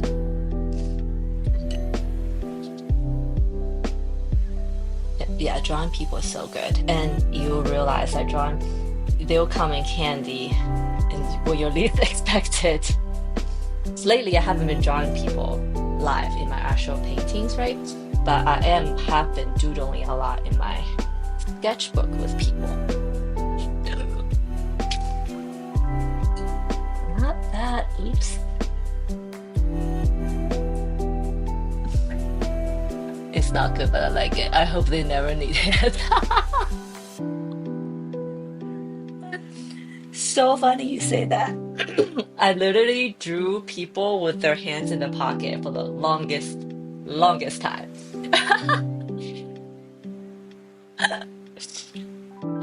But keep going. You will get there one day. Like I think with these things, from my own experience, it's like it's hard. It's hard. It feels hard. Like it's forever. You wonder, am I ever gonna be good at it? And then you stop for a minute, and then you come back. Suddenly, you're like, oh wait, I got it. You'll have these sudden breakthroughs when you're least expected. So just keep doing it. Don't stop.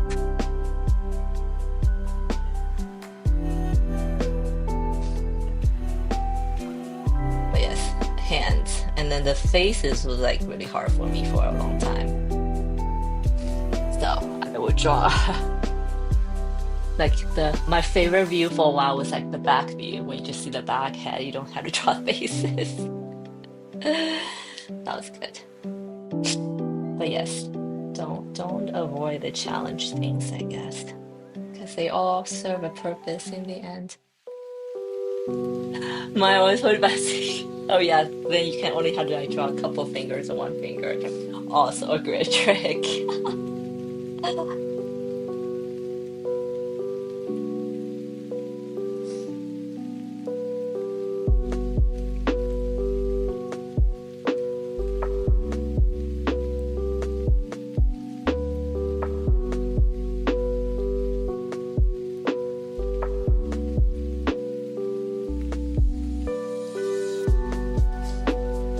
I think it's so nice to hear that everyone also have like their way of avoiding certain things in their art, because inevitably there are things that we're not comfortable with.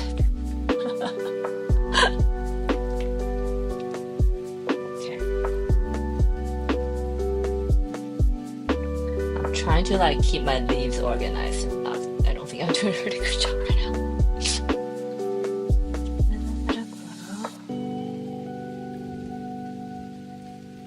I think today I definitely started with the most organized part of the painting first, and now I'm getting to the background, which I still a little disorganized.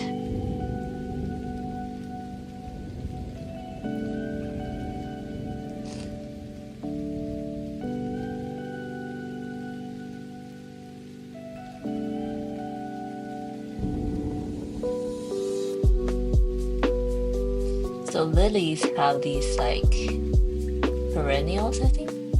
They're perennials. Their leaves are like have parallel veins. I don't remember.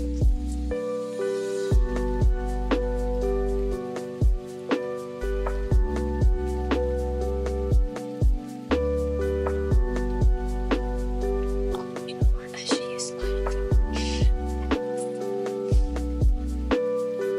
my dagger brush that I almost never get to use, but this is a perfect occasion for it, I feel like. So dagger brush is like this shaped.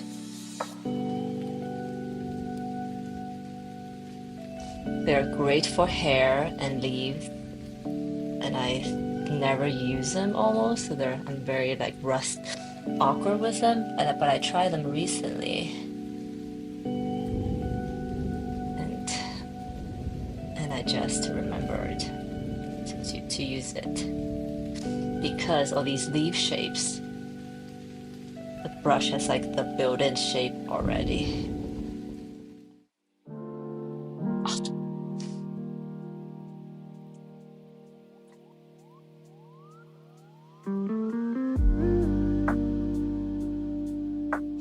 I keep on thinking I'm either jet lagged or sick, and I can't tell.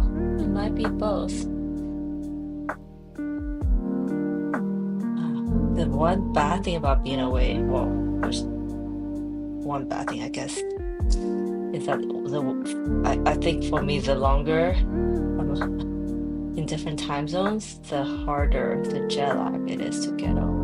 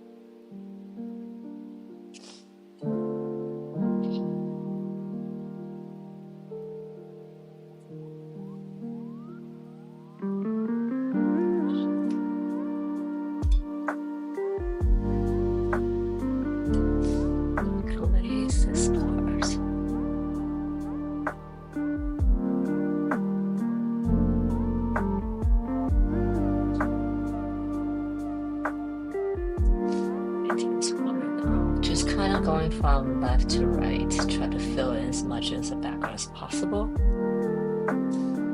So I have a look and feel what it's gonna look like. Okay, so this green is slightly cooler than the other one. Okay, good to know.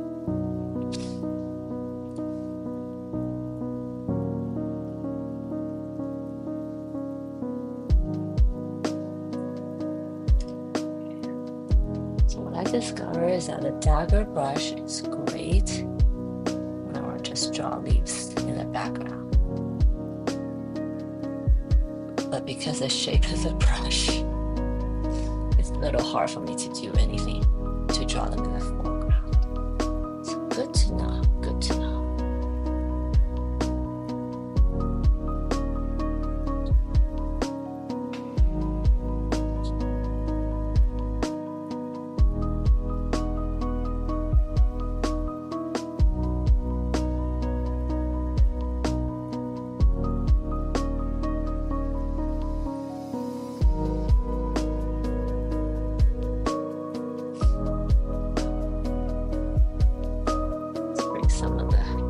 In the back.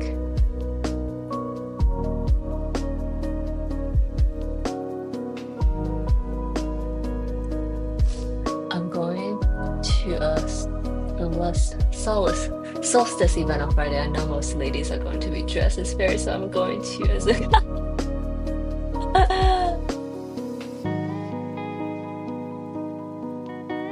I love that. So everybody's gonna be fairy, but you're gonna be a gnome. I love that. Be the rebel, Michelle. Be the rebel. I bought a gnome hat and some felt flowers and carrots. I'm a garden gnome. I'm so open to ideas and suggestions. Do you have like a gnome rope? What do gnomes wear? Like some sort of raggedy rope? And garden gnome. Maybe, I don't know, I always feel like garden gnomes are so mischievous. They'll probably have some sort of like stolen item. Or like a stolen key. You know how people hide their keys in their gardens, like thinking nobody knows, but everybody does that. Maybe you have like a giant piece of key. You're like, I stole this from someone.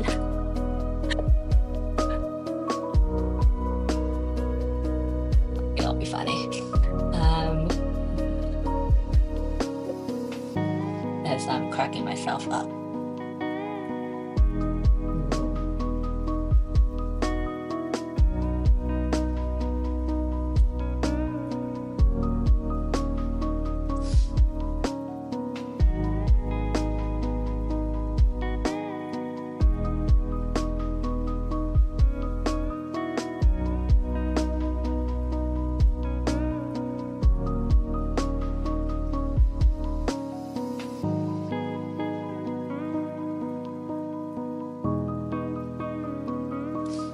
I'm torn between overalls, rain boots, and the dress with the apron, and my funny rain boots. The key is cheating.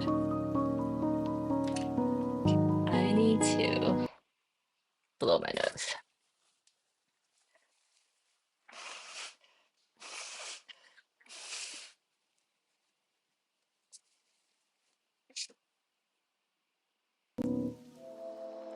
Joelle, welcome back.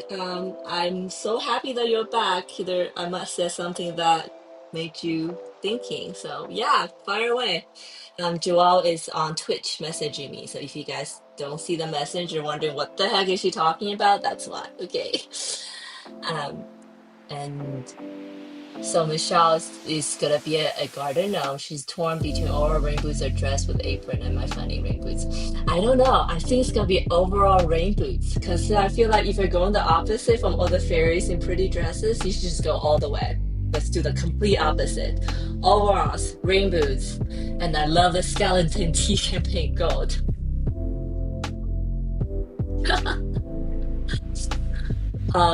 That's okay. Yeah, might just be allergies. Who knows? There you go. You are a mischievous garden gnome who just stole some key from neighbor.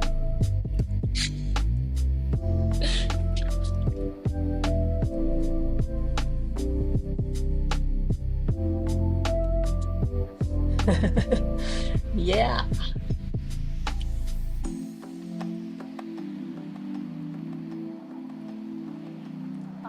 So yeah, Joel, fire away whatever question you have.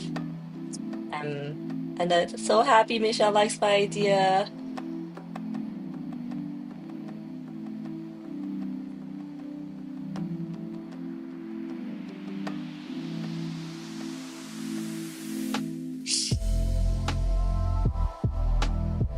I just sort of, see, there are parts I'm like, this needs to be wet on wet. There are parts I'm like, I don't want this to be too wet.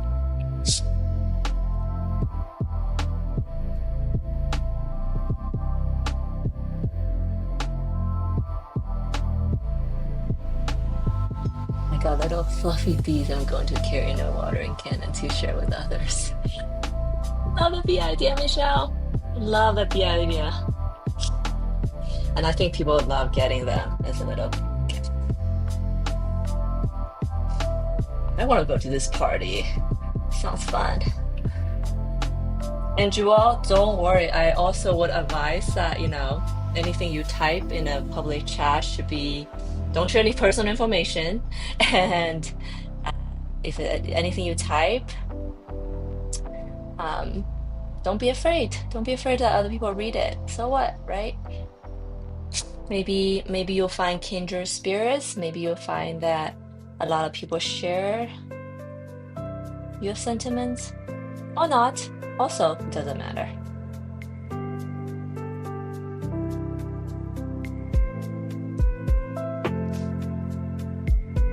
And obviously my answer will be public. So hopefully you'll help someone else too.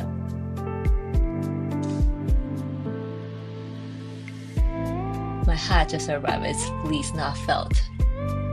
Fleece is like thicker, right? Like, is it like too warm? I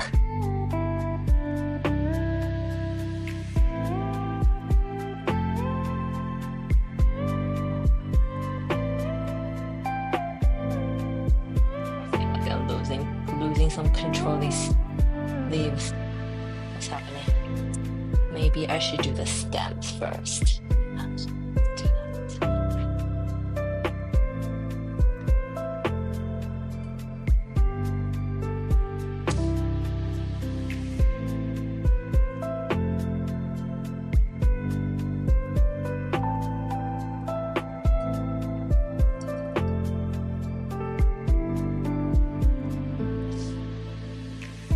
looks like Smurf hat, not so much a cone. Back to Amazon. Oh yeah, you can send me a message on Instagram. Sure. Joelle, for sure. I just won't answer right now, but you know, if you can wait a couple hours, I'll get to it. And this goes for everyone else. If there anything, anytime you want to chat with me about, but don't want to share in a public forum like live stream chat, Instagram is probably the place to go. Or X, I'm also there. But since I'm trying to build up my Instagram following, so I prefer Instagram. I've been more active on there. Trevor might noticed.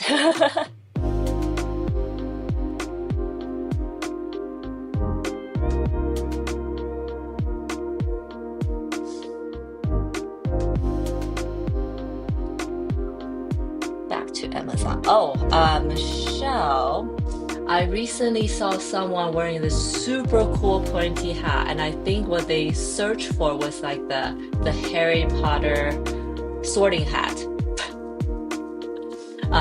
Because I think the look you're going for is like something that's more crinkle, but still pointy, still stand up, but not floppy.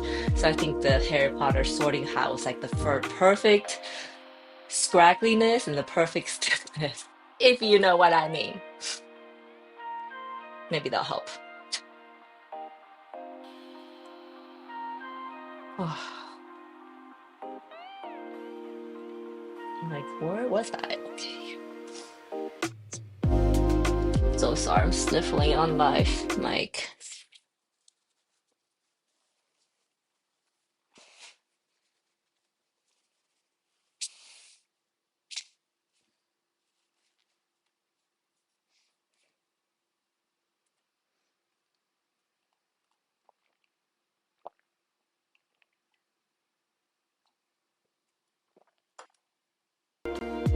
Sorting how like sort through things, like sort. Like, yeah.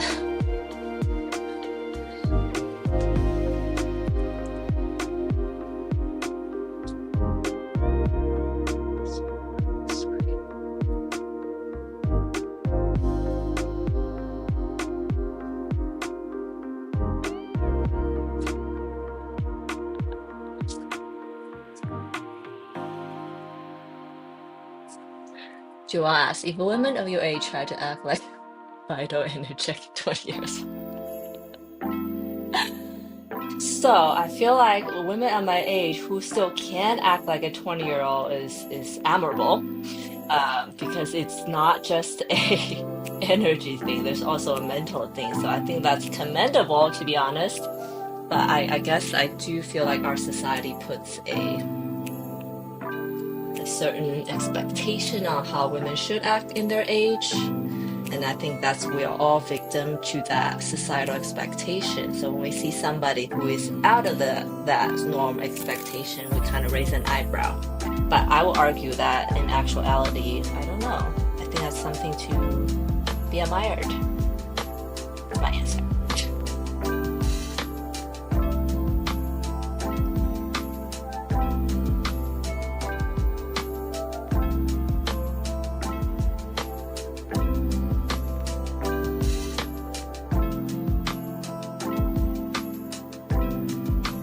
So yeah, don't be chained down by our societal expectations. And have your own opinion.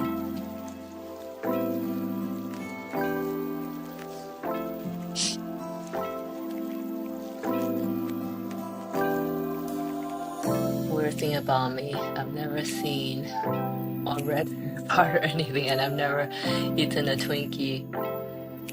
What are weird things about you? I'm 51 going on 60. That's nice. Oh, thank you, Joelle. That's like the nicest compliment. I feel like I probably can be in my 20s, just mindset wise. I'm also, have you ever heard that saying? Like all artists are the child who didn't grow up. I'm probably butchering that quote, but there's a quote out there someone brilliant came up with saying that all artists are the child who didn't grow up. Because when we're all young, when we're little, we are all artists. We create things, we're curious, but then slowly we kind of got stuck in our ways, or because of our education, our parents, whatever it may be, we stop being a child, we grow up. And I refuse to grow up. And I think all artists kind of have that built in them. Case in point, Michelle said she is 51 going on 20, going on 16, and I love that. Um, so, Michelle, I myself have only read the first book of Harry Potter, but my 7-year-old kid recently just like zoomed through all the books and we just saw all the movies. So now I'm a Harry Potter person. Never eaten a Twinkie. I mean, Twinkies are gross anyways. You don't need to eat it. It's also like cancerous, I heard. Definitely don't eat it. But Misha asked everyone in the chat and live, what are weird things about you, all of you? I didn't get to be a child, so I'm claiming to know. Absolutely. I love that. A weird thing about me that might not be common knowledge.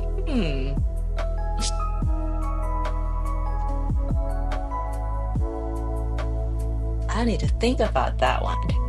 Not that I don't have anything weird about me, but like which one would be like truly weird? I'm thinking. I feel like I'm butchering this section. What's happening to me? What am I doing here? Um, Weird thing about me. Okay, so maybe I've tried snake meat once and I didn't hate it, but that was the only time I ever eaten it. And that was in China.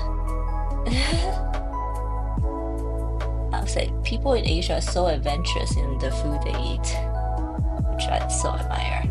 But see, I don't think that's like too weird. If I tell people I'm Chinese, everybody just assume, oh, you probably eaten some weird shit in your life, which is probably true. Weird thing about me. Even though I'm a year of the rat, and I'm drawing some rats right now, I'm actually terrified of them. I'm terrified of rats and I'm terrified of snakes. Oh, this is a good one. So I have this aversion towards reptiles for some reason that I can't even go within like 5 feet of them. It just gives me the creeps. Like when I go to the zoo with my kid, like when we just avoid the reptile section. I mean, I don't, yeah, for my sake. I hope she finds joy in the reptile with someone else, but it ain't gonna be me. Okay, see, now I'm warming up. What are other crazy phobias I have? So yeah, I would say snake is definitely a huge one.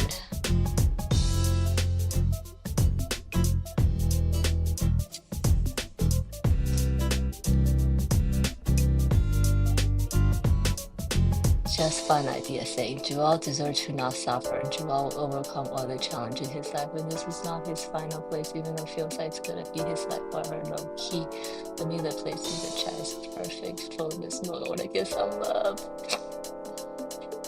That's past life shift. Oh, do you explain, Michelle, past life shift? What do you mean by that? Oh, and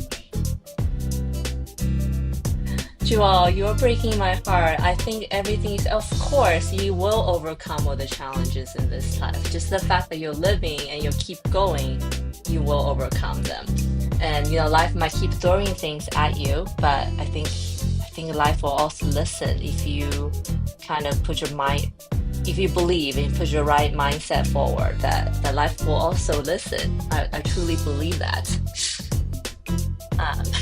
And there's the one rule in life, I don't know if you heard, but it's something that we say in America, at least. I think at least all my friends do believe that, is that nothing lasts forever, the good and the bad, right? So it's like when we're having a good time, we're having the time of our lives, party of our lives, it will end inevitably. And that the same concept also applies to the darkness in our lives. No matter how bad it is, there will be an end to it. There will be light at the end of the tunnel, so to speak. So yeah, there is a saying in America, it's like if you're going through hell, keep going. And I don't think it's necessarily a bad thing. There you go. So yes, you will overcome that, Joelle. You will. I also feel like this is some late night radio inspiration for anyone who needs it on this day.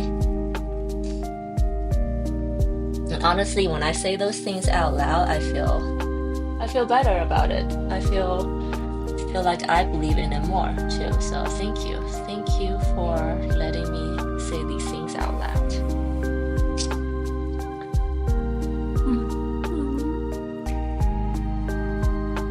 I know, I think I think about that at any given moment. There's, somebody out there going through tough lives and tough things in lives. And I just sometimes think about, if those people had just one person to talk to at those hard moments, like how things will be different. I want to share a little story that happened a long time ago in my youth. Like when you meet friends in school and then you kind of lose touch with them, and then when you're young, especially when I was young, you don't think those are like important relationships, so you never like think about it. You just like, you move on, you forget about it, right? So there's one time I had a friend from childhood kind of sent me a message on Facebook, and Facebook is something I don't really check ever, so I didn't see the message until like months later. And that's when I found out that he has committed suicide from another friend. And then when I saw that message, it has kind of, it really shook me that this happened a long time ago, and I still kind of get shaken talking about it. That I think sometimes, he obviously reached out because he was in a dark period of life, and for whatever reason he thought of me, and I wasn't there for him. And I feel like there's sort of part of me that wants to make up for that. So I always think about that example, like whenever I see somebody going through a tough day, like I want to be the positive energy in their life, regardless it's for 1 second or just for 1 minute. That sometimes a second minute kind of makes a difference, and the 99% of the time they won't make a difference, but that one time it makes a difference is, I think, all that matters.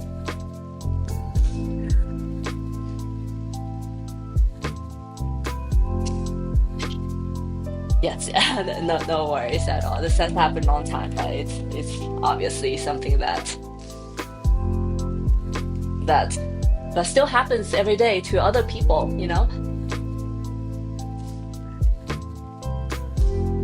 Okay, so let me get back to this past life shifting, which I'm super curious about, Michelle. Generally, when we have a fear that is so innate due to past life death, maybe you were killed by a snake or dragon, as many feel loves just care in ourselves. Oh, that's amazing.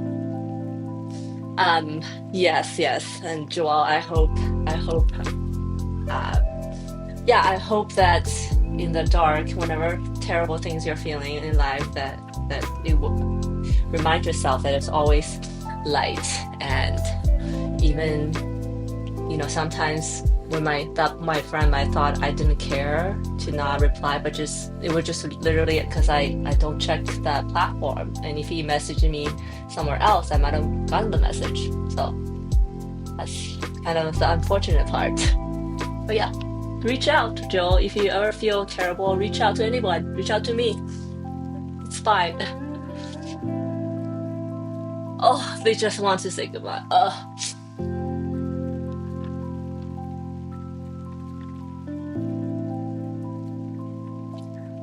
That's even more heartbreaking. But yes, but it's all in the past now. I hope he's in a better place, and It's been a long time, so maybe he's already moved on to his next life.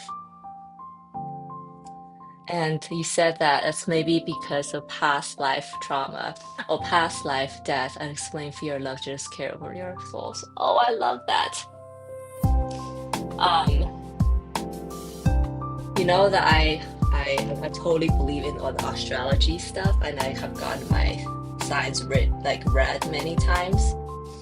That they always say that my past life has been maybe not this immediate past life, but maybe a life before that.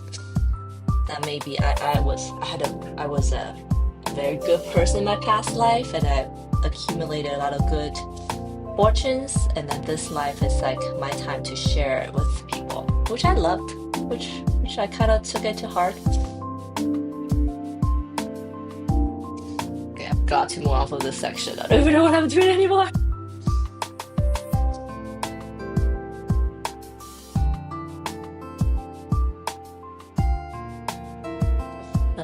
They just want to say about Joel over here on YouTube. We love you. Oh, so Joelle, Michelle on YouTube said that over there on YouTube, she's sending you good love.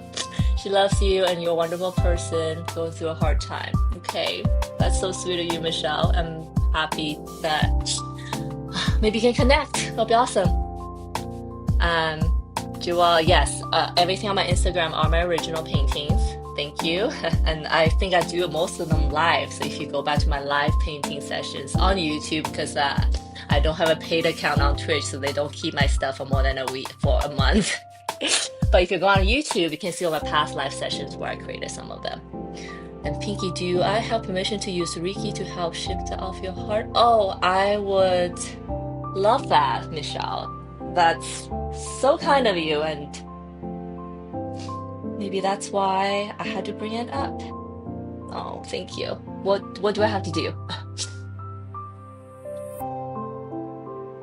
I Reiki everyone. I put in a little notebook and hold most everything. Oh, that's so amazing. Yes, please, Michelle. I would love that. And let me know what I can contribute, what I can give back for such kindness.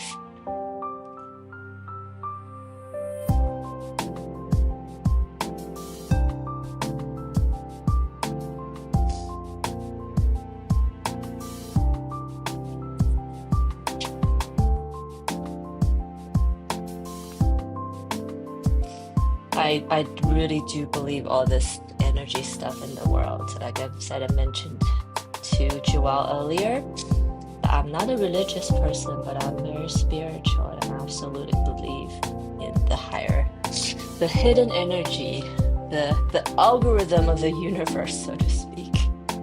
Have you ever thought about like maybe all of God, like people say they believe in God, that it's just, there's like a God's will, whatever. It's like maybe just the algorithm of the universe that's just pushing things forward. I don't know why that came to me just now.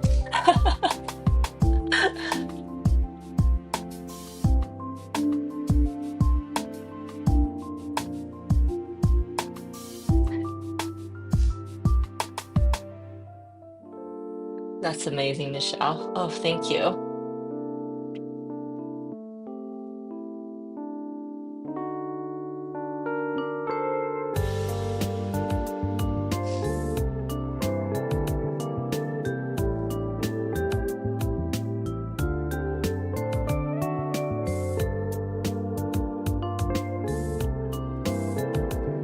I'm just slowly pushing my greens over to this side now. I feel like I kind of lost track of some of my leaves to all the chatting. I'll bring it back up.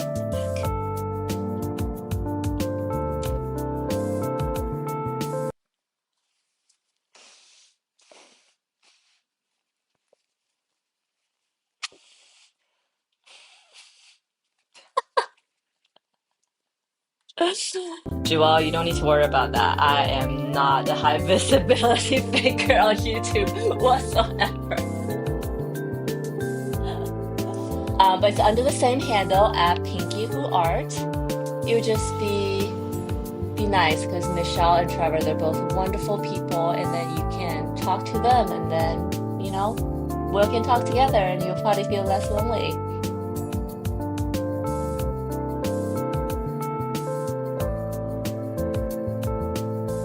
Oh, Michelle, I appreciate that. Thank you for the kindness. I try.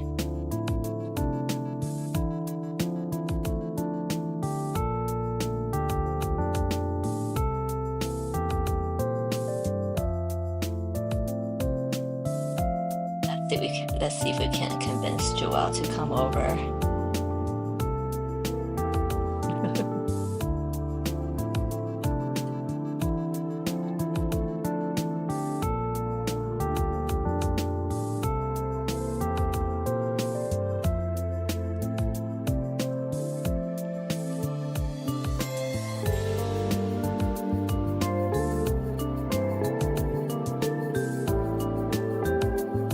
See, I so miss my live stream when I was traveling, because when you're traveling, it's like you talk to a lot of people, but nothing in depth, right? And I was kind of missing you guys, the fact that we've never met each other face to face, but I feel like we kind of at this point know a lot about each other.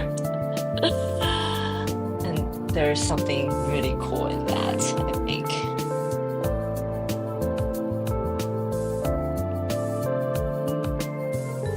When I connect with your energy later, I may message you. Okay.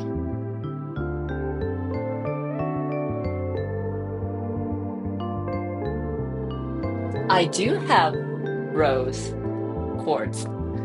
I actually collect a lot of gems. Okay, they're not in my studio. I should put them in my studio. I don't know why, to bring all the good energy. Yes. I have rose quartz. I probably have clear quartz as well.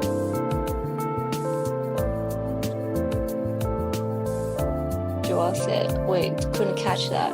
Could you hear that? Like what were the steps? What do you mean?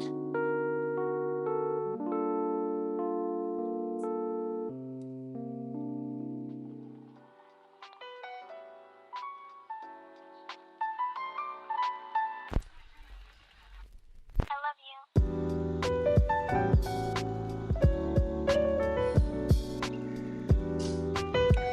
Joelle, could you explain? I didn't. Could you clear that? Like, what were the steps? What steps are you referring to? Michelle said, "Oh yeah, I need lazy friends." Oh, I'm sorry to hear that.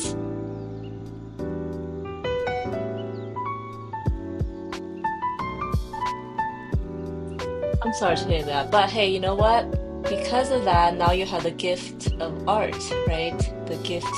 I mean, that was kind of the reason I kind of moved away from Los Angeles, where I have all my friends and all the nightlife and all the craziness you can have, because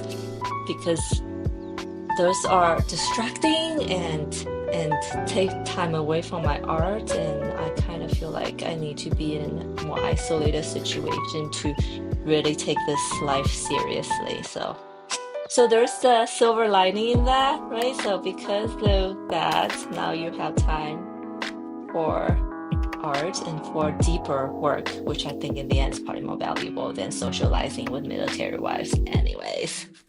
Just a personal opinion.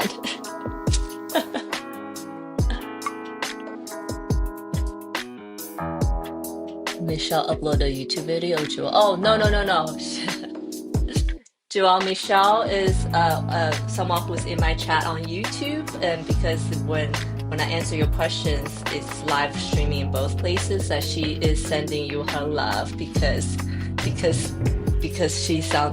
she thinks, because I said that, we're talking about all the darkness, loneliness, life thing, that she sends you her love, and I thought it might be nice for you guys to chat. That's all.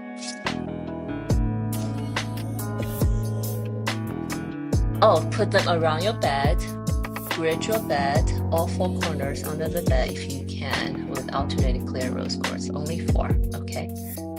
Yep, art and energy. I tap in a lot of energies. And some real militaries on my bed.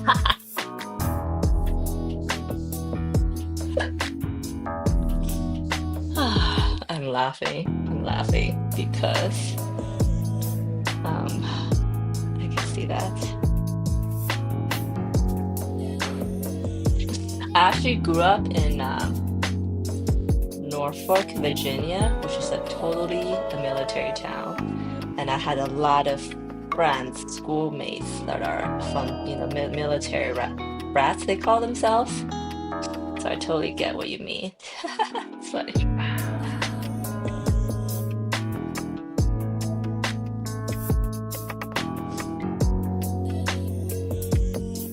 Jewel said, "You mean to chat with her? I got to open yet? Sorry, YouTube." Okay. I think there's a okay. So Jewel, I'm streaming on YouTube and Twitch right now at the same time.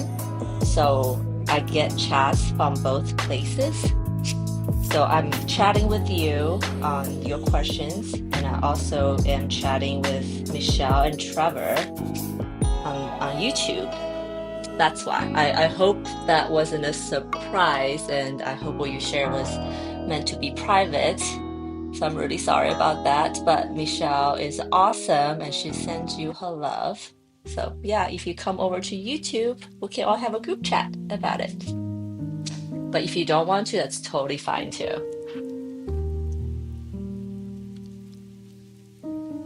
Or if you want to switch, or you want to DM me on Instagram to have a more private chat, I also welcome that. Okay.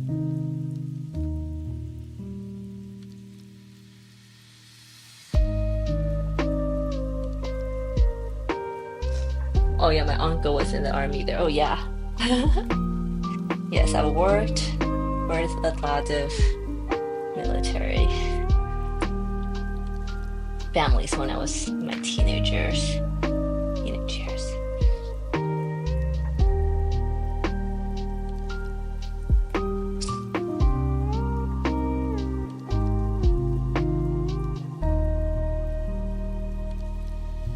I thought the background's gonna be the easy part. Turned out not so much. The flowers was way easier, probably because I'm not as organized.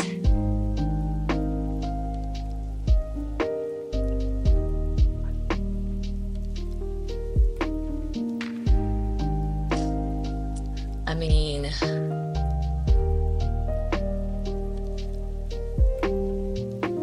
there are millions of people in that kind of position, so not rare at all, correct? Of course. Yes.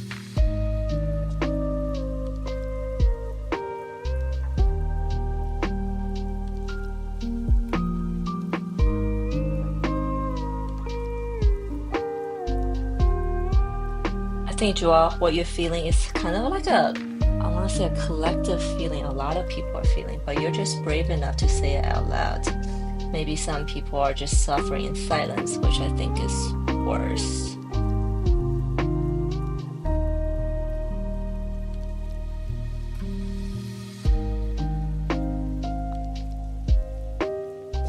Yes. See, we're wonderful people here. We're all trying to help.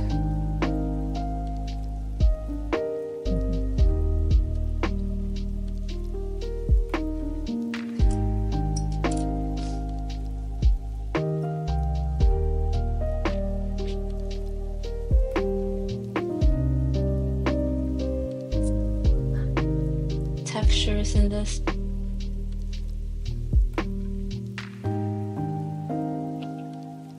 One day I would love to like make a painting without any reference, but I think that'll be very hard.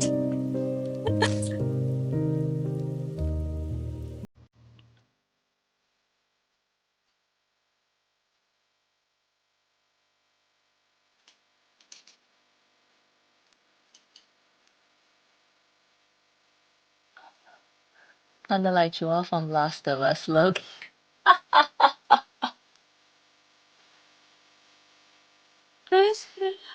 Well, no, because on The Last of Us, you also notice that they find others, so it's not the last truly.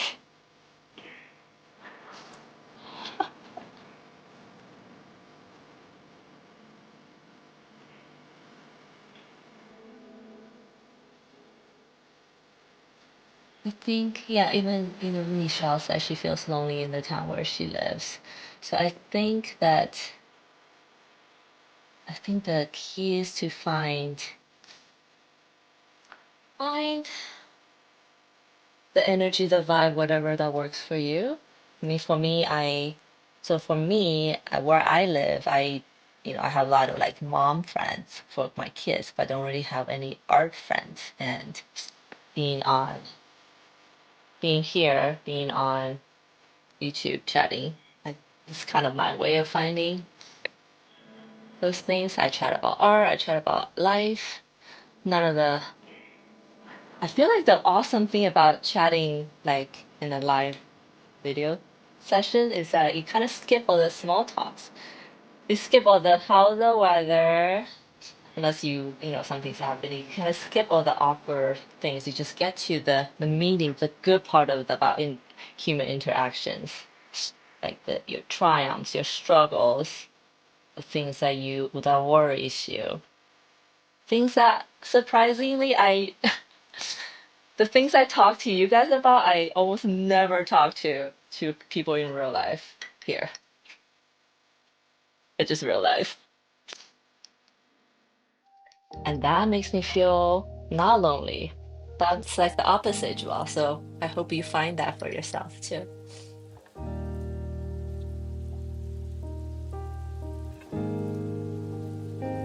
It's kind of also another reason why I think we're just our species are going extinct because nobody wants to interact in real life because sometimes real life interactions truly suck. Sometimes they're good, but I feel like most of the time they suck. Not sucking like it's terrible, but it's like a lot of times it's meaningless. I guess that also happens online too, I shouldn't say. So I don't know what I'm talking about. Just you need to find the people that share your energy. I think that's the most important. There you go. Oh, sorry. Camera over here.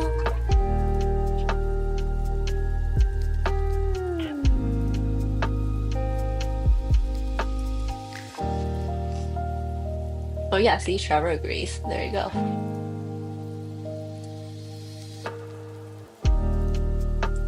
That's definitely the revelation I just had. The things I talk to you guys about here, I never talk to in real life. Never talk about real life.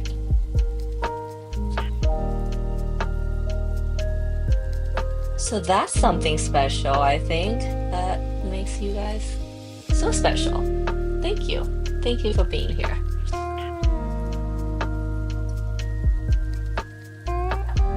While being a self-actualized living.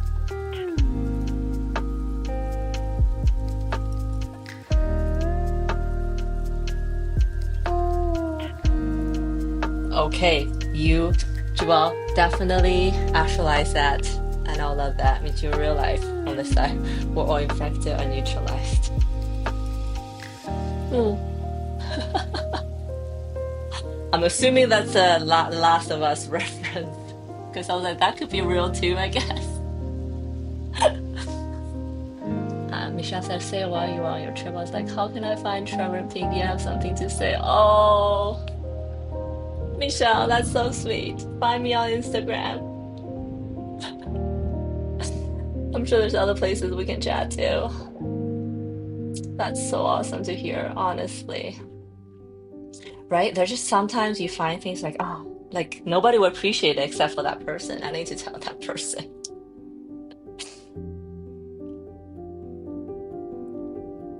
There's that.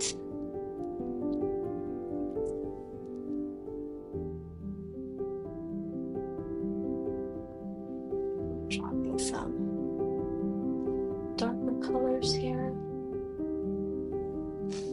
How am I doing over here?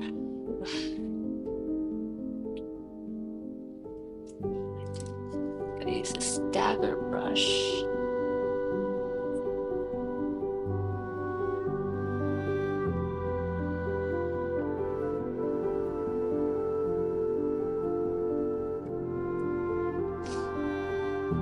Okay, that was the wrong side. It should be go from bottom up.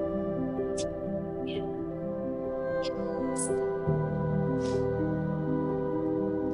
Time to try. Thanks for bringing us here. Oh, my accident is not your Instagram. Looking Trevor.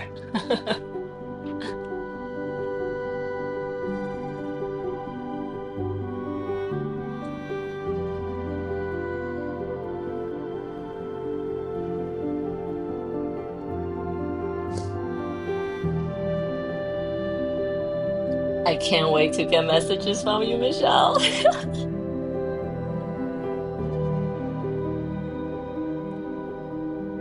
I'm very interested in your random thoughts and epiphanies. I think they're gonna be so good.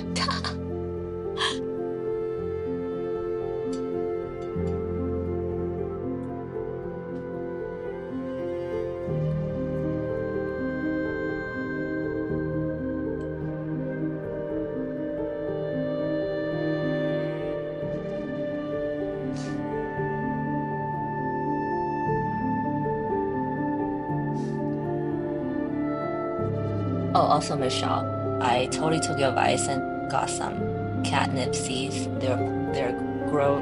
Well, I planted them in a pot, but they're not growing. I don't know why. Maybe I just need to wait longer. It did say like 3 weeks for germination, but I feel like it's been 3 weeks. We'll see what happens.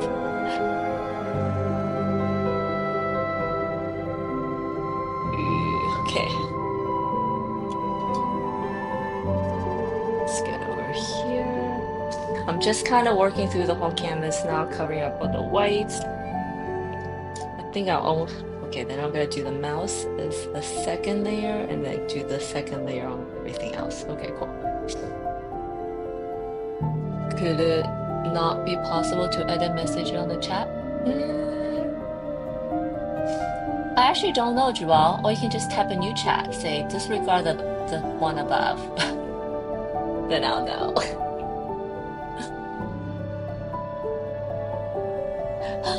That's good. My husband just think I'm weird.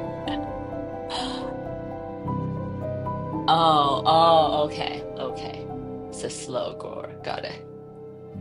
Oh, you know what? My husband thinks I'm weird too. My husband definitely thinks I'm weird, but he is so supportive of my weirdness, so I couldn't hope for more, hope for better, I guess.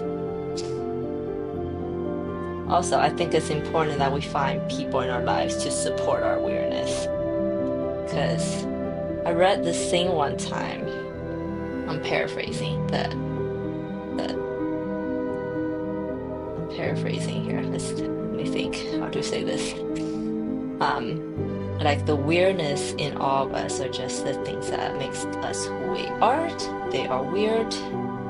When I say weird, it's because, like I mentioned earlier, that so much of our right and wrong has been conditioned by our societal expectations that we cannot help but think that because we've been conditioned, not because that's what we truly believe in.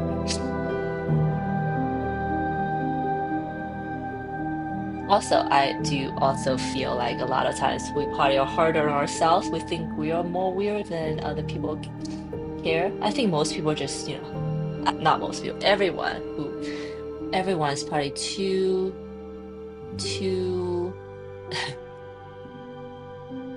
too stuck in their own shit to worry about other people's shit, I guess, to say it crudely.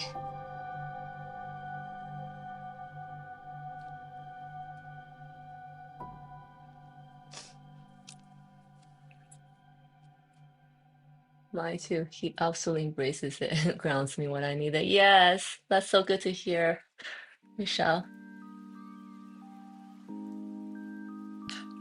Joel asked, is your husband a big guy? I mean, there's been any crazy moments in your life, like say dealing with guns in USA, crazy people, crazy moments. Oh my God, guys. This is like what people read thinks of the US. Terrible, Joelle.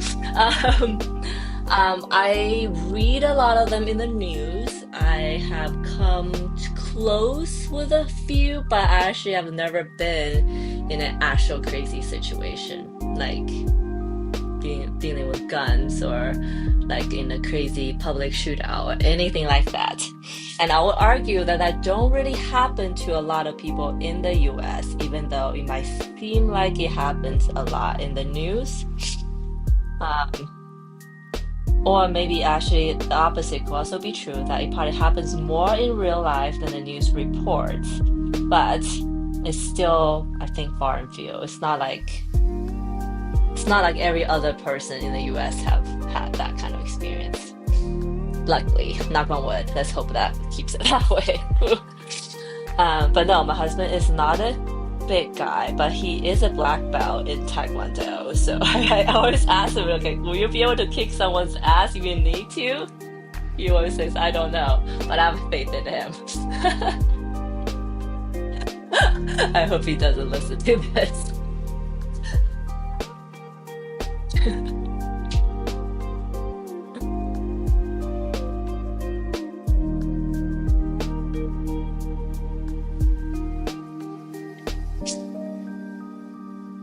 I have just stopped watching the news altogether because it's just too upsetting to me. And there's literally nothing ever good that comes out of the news. Mm. So I'm like, why do I need this energy in my life? Have you ever heard this saying, like, by definition, anything that appears in the news is anomaly, something that don't happen all the time. That's why it's the news.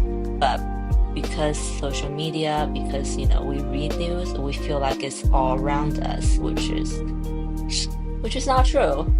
I think there's still a lot of good things happening. We just don't hear it, I guess.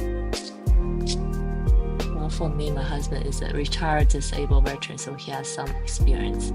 Oh, I've always been very safe and I had to try to create the most intense. Oh, I've been very safe when we have lived in 10 different states and never fear going away. Yeah, Michelle, I feel like that's awesome. That should be the experience. I think in the end, we still are very fortunate. We live in a society that has law and order, even though there are bad players. Ugh, what's happening?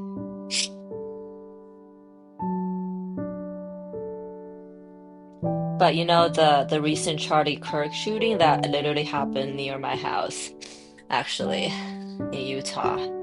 And I think the whole like the community was pretty shaken by that it would happen somewhere so close home and here. I'll say that's probably the closest. I guess beyond that, it was like the 9/11 that event when I still lived in DC.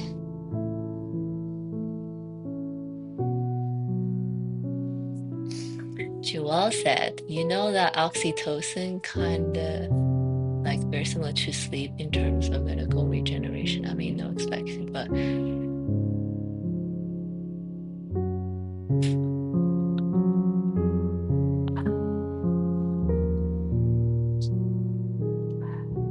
I don't know if oxytocin can be created verbally.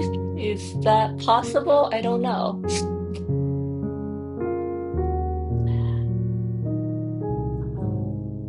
I'll say you are doing great in life. Whatever you're feeling it's probably better than you actually think. I don't know, those are very oxytocin um, inducing things. But don't go try drugs or anything, okay? That's a dark path you'll never come back from.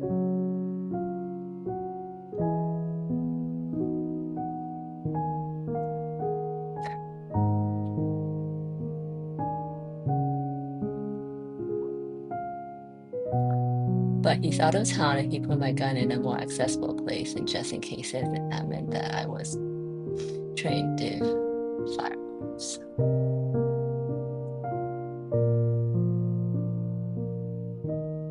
I want verbal oxytocin. What do I do? I know verbal oxytocin sounds awesome. Joelle wants some, Michelle wants some, and like, what do I have to do? All I can think of is like, you guys are awesome, but I don't know if that helps. Does that help? And Michelle, to Michelle's point, I totally agree, and I've been saying it for seems like years now. My husband and I both want to get like trained in firearms because of what you said exactly. Basically, our stance is like if shit is gonna go down, we don't want to be the ones caught without guns, right? And I don't know, let's go back to the whole energy shift thing. I feel like there is that energy there in the air that something is like this could tension could pop any moment, feels like, especially when I talk to some friends. Hmm.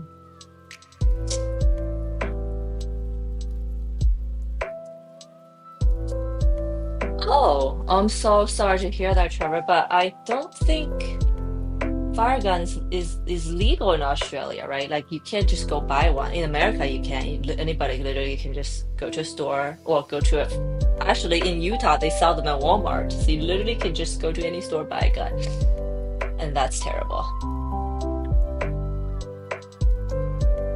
Terrible to hear that happened to you. Actually, I think I had that. My husband has a family that something similar happened. Okay. Let's do a background check. Let's do a check. So I see that the colors look good, but I think that we need a little bit more detail in the leaves, which I will create on the second pass. Yeah, so let's start on this little mouse right now because I'm kind of tired of painting backgrounds. I want to move on now. It was about 40 years ago. Yeah.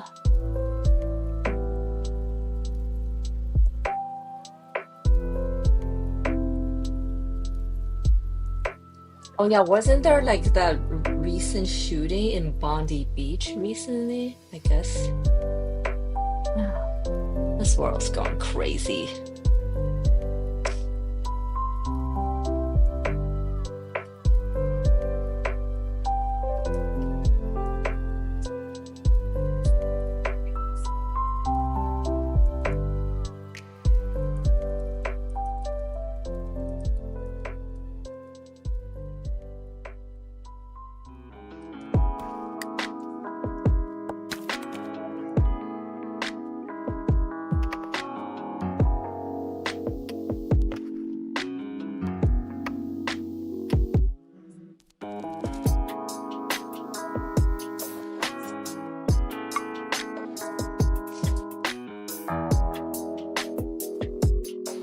And Joelle, I am here for you to listen to. I don't know if I can purposely create oxytocin, but I hope you feel like you're heard and that you have someone to talk to here. Michelle's also here, along with the people in the chat. And yeah, I hope you feel slightly less lonely tonight. I don't know where you are, but I recently read that there is this like app in China where like people have. Oh no, it's an app, but I think the government kind of took it offline. But I thought it was such a good idea. It was basically for really lonely people to check in on each other, kind of, and then there are also apps where you can like meet up as just friends. It's not like dating app, but just like friend app, which I thought was so cool. I also don't understand why they took it offline though. But yes, there are also those tools. But I still think being a live chat is better. Yeah. Although I guess we can't meet each other face to face if that's something that's important for you. Then I definitely think there's apps out there that will probably help. Ooh, okay. I need to start working on this background.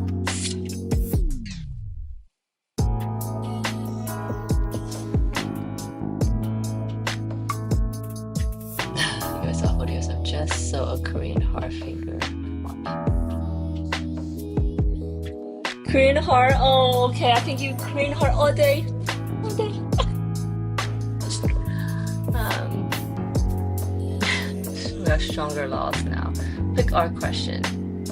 Stronger gun control laws. I don't know. I always feel like stronger law doesn't necessarily reduce a gun because I feel like if people want to get guns, they will get guns. It would just be slightly harder, but that doesn't stop anybody. So that's kind of my feel about regulations. See, it's like surprising for a country like Australia, those things still happen. Oh, I just painted this part, which I think I like this color gradation. I think we're gonna apply that to all the rest of it. Okay, let's paint the mouse. We'll see. I'm hoping that I'll get to paint the mouse and then maybe do the second coat on the flowers. Then I probably have to get off, but we'll see. Michelle has a quick art question. I am doing a couple painting workbooks, okay? What sketchbook would you recommend? I just want to keep everything in this book in a sketchbook. Do you mean like I'm doing a couple painting workbooks that sketchbook would recommend? Oh, yes, okay.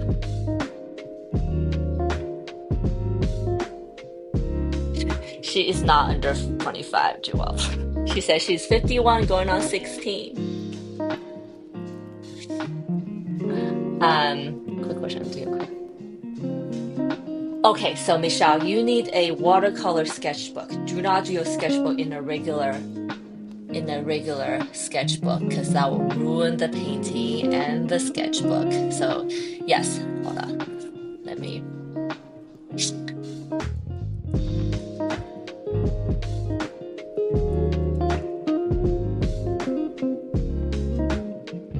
So I have gotten a couple really cheap ones from Temu that turned out to be okay actually. But what I think I would recommend, because I think you're in a place where you want to get as quickly as possible,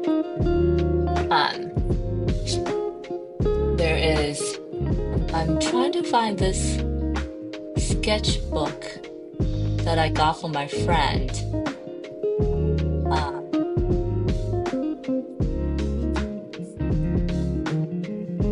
It wasn't too expensive, and I love how the binding and the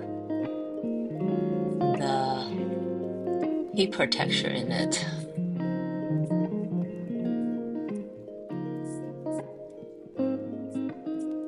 So I looked through a bunch of them to get that one. Was it this one?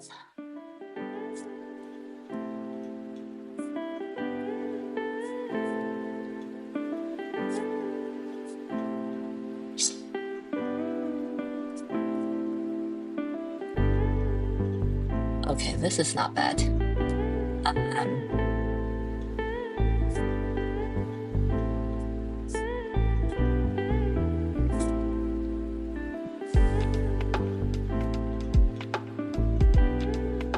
Nice, we need that here. I know.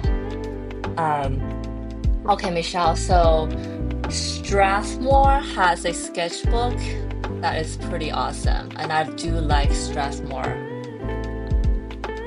color, the watercolor paper. I've used them before, they're very good.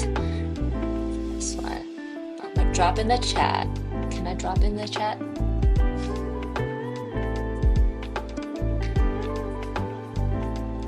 Oh, I can't drop in the chat, but it's I'll just copy and paste the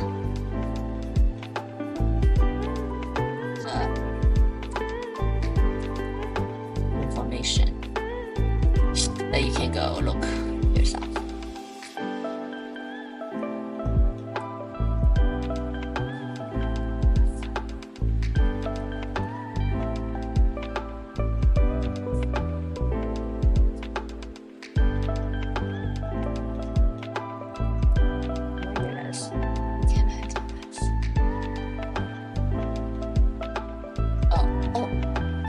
Oh, there you go. Wonder series. Yes.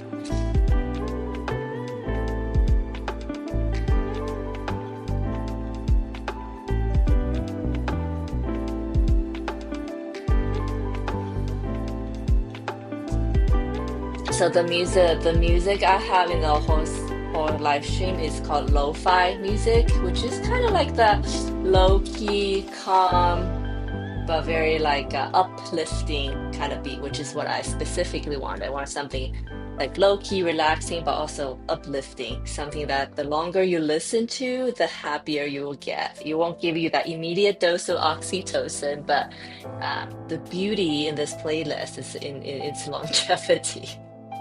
And I do change it up sometimes. I don't know if you guys noticed that it sounds slightly different here and there. Because sometimes I will hear sounds like, ooh, that's like too slow or that's too fast. And I switch them out. You probably don't know this, but it's something I pay attention to.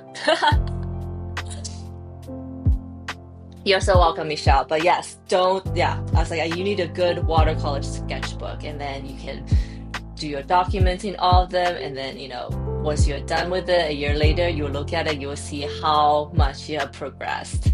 I'm so excited for you because that's just gonna happen. So I'm so excited for you to kind of see your progress after a certain time. All right, guys, I kind of covered all the first layer, so you guys can see like this is what the painting's gonna look like. Teals, greens with pinks and corals. And then now I'm gonna do this palette. Kind of reminds me of the year of the goat I did, but more pale.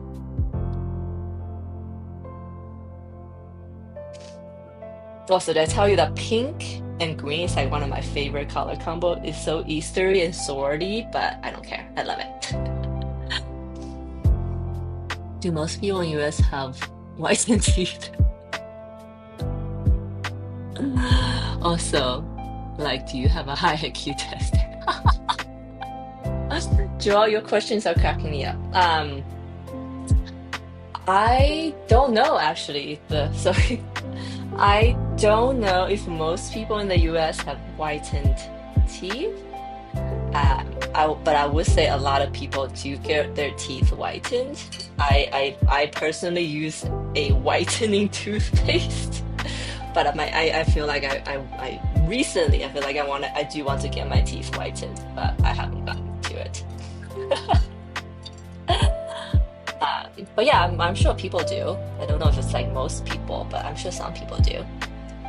And do I have a high IQ tested? Ooh, I've never tested my IQ. I'm almost scared to test it. It's like, what if I turn out to be dumb? Because that's also possible. I don't want to know that. So I don't know, to answer your question.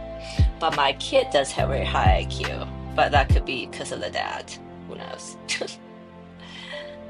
And I don't know high IQ means anything in this world though. Because like, look at the people who makes a lot of money. Like, doing the dumbest shit. I shouldn't say that. If they seem like they're doing dumb shit but making tons of money, then they're probably smart. But yeah, I don't know if IQ is a predecessor for being successful in life. I guess that's what I'm trying to say. Oh, Michelle says she will say yes. Rich people around here have blue. Okay, Joelle. So Michelle heard me talking about it, right? So she said rich people in the US have blue white teeth. Blue white means it's like so white, it's almost trending blue. That's making me laughing. I'm cracking up. So yeah, there you go. I didn't know, but someone does.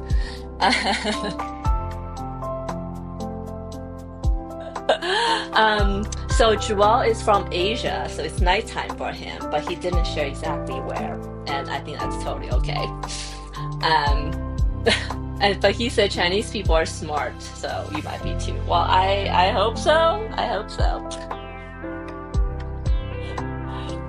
I mean, I also don't know if all Chinese people are smart, but there's always exceptions in everything, right? think this is so too red. But I do want to say, I think I am a very passionate person, and I'm not stubborn in that I can't let go of things, but I am stubborn in the things that I want to have and pursue. Like if it's something, if people tell me that's so hard, you shouldn't, like, that's gonna be so hard. That's all. It's already, when I hear that, it's already a non-starter. But I'm definitely gonna do it if people say that. So, and I feel like that kind of has governed everything I do. I used to be a shoe designer for a long, long time, for over 10 years. Like, who would have thought, oh yeah, you'll definitely be awesome as a shoe designer. Nobody said that, but I was a very good shoe designer and I was pretty successful. And then I want to be an artist. And then I'm sure, maybe not as vocally, but people like, what? Okay. But I'm doing it. I know that one day something will happen. But actually, I should say, even if it's something that doesn't happen, I can proudly say that I have spent my life honing this craft that no one else can paint like me. I mean, I know there are a lot of great artists out there, but no one paints like me specifically, right? And sometimes I'm almost feeling like now with AI can do everything. Those like art and those crafts are actually something that people can't do, or people are in need of. So maybe my luck will come around once all the software engineers, all those jobs are out of, don't exist anymore. They'll be like, oh wow, and then I'll still be here painting. Like, hey, I'm still doing what I do. I think there's gonna be a sense of triumph in that eventually. I don't know when, but I hope it happens soon. And I invented our beds. That's right. I think creating something from nothing is absolutely a human experience, one that almost defines us as humans, right? Like, so creation, being creative, like if all else fails, we'll still have our caves and mud and wall that we can be creative with. A consulting management, management consultant can say that, for example.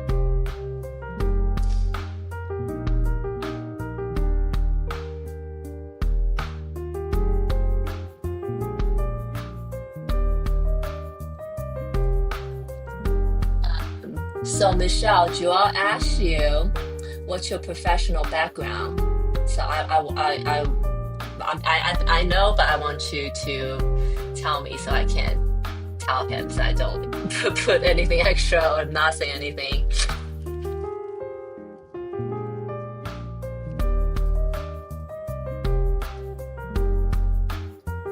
Okay, so giant ears, so cute. This is looking more like a vole than a rat, but I think that's okay with the giant ears.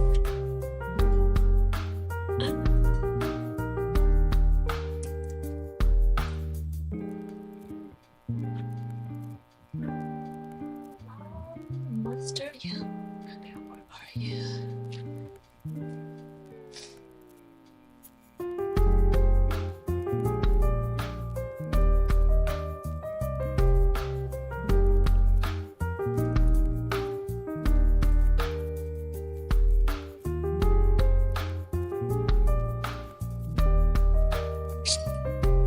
Oasis art.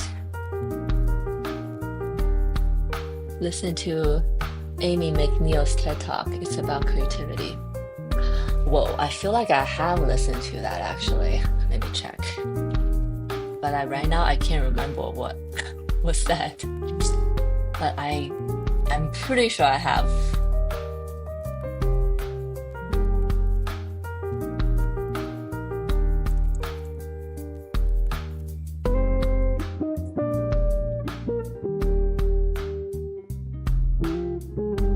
Oh yeah, totally. The case for making art when the world is on fire. Yes, yes. I have listened to it. I'm trying to remember what was the main point is that like I think she said the creative expression, the artistic expression is like what the world needs, even when we don't think no, when we don't realize it. And that also sounds like I should probably re-listen to it. You know what's the other thing that do you guys know the book The Little Prince? It's a classic. I'm sure you know, you might have read it in your school times. But it came up during a recent conversation, and that's like I was like, oh yeah, I think I need to reread that book because there's some really good just life lessons in there that's probably gonna be useful for me. Um,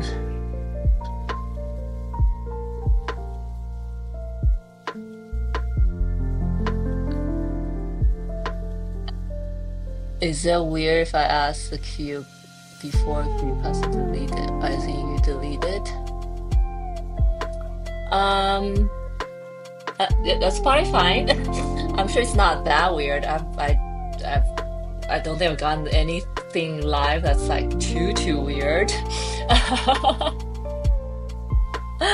But how about this, Joel? If it's too weird, I'll just not answer it. But you can definitely ask. Um,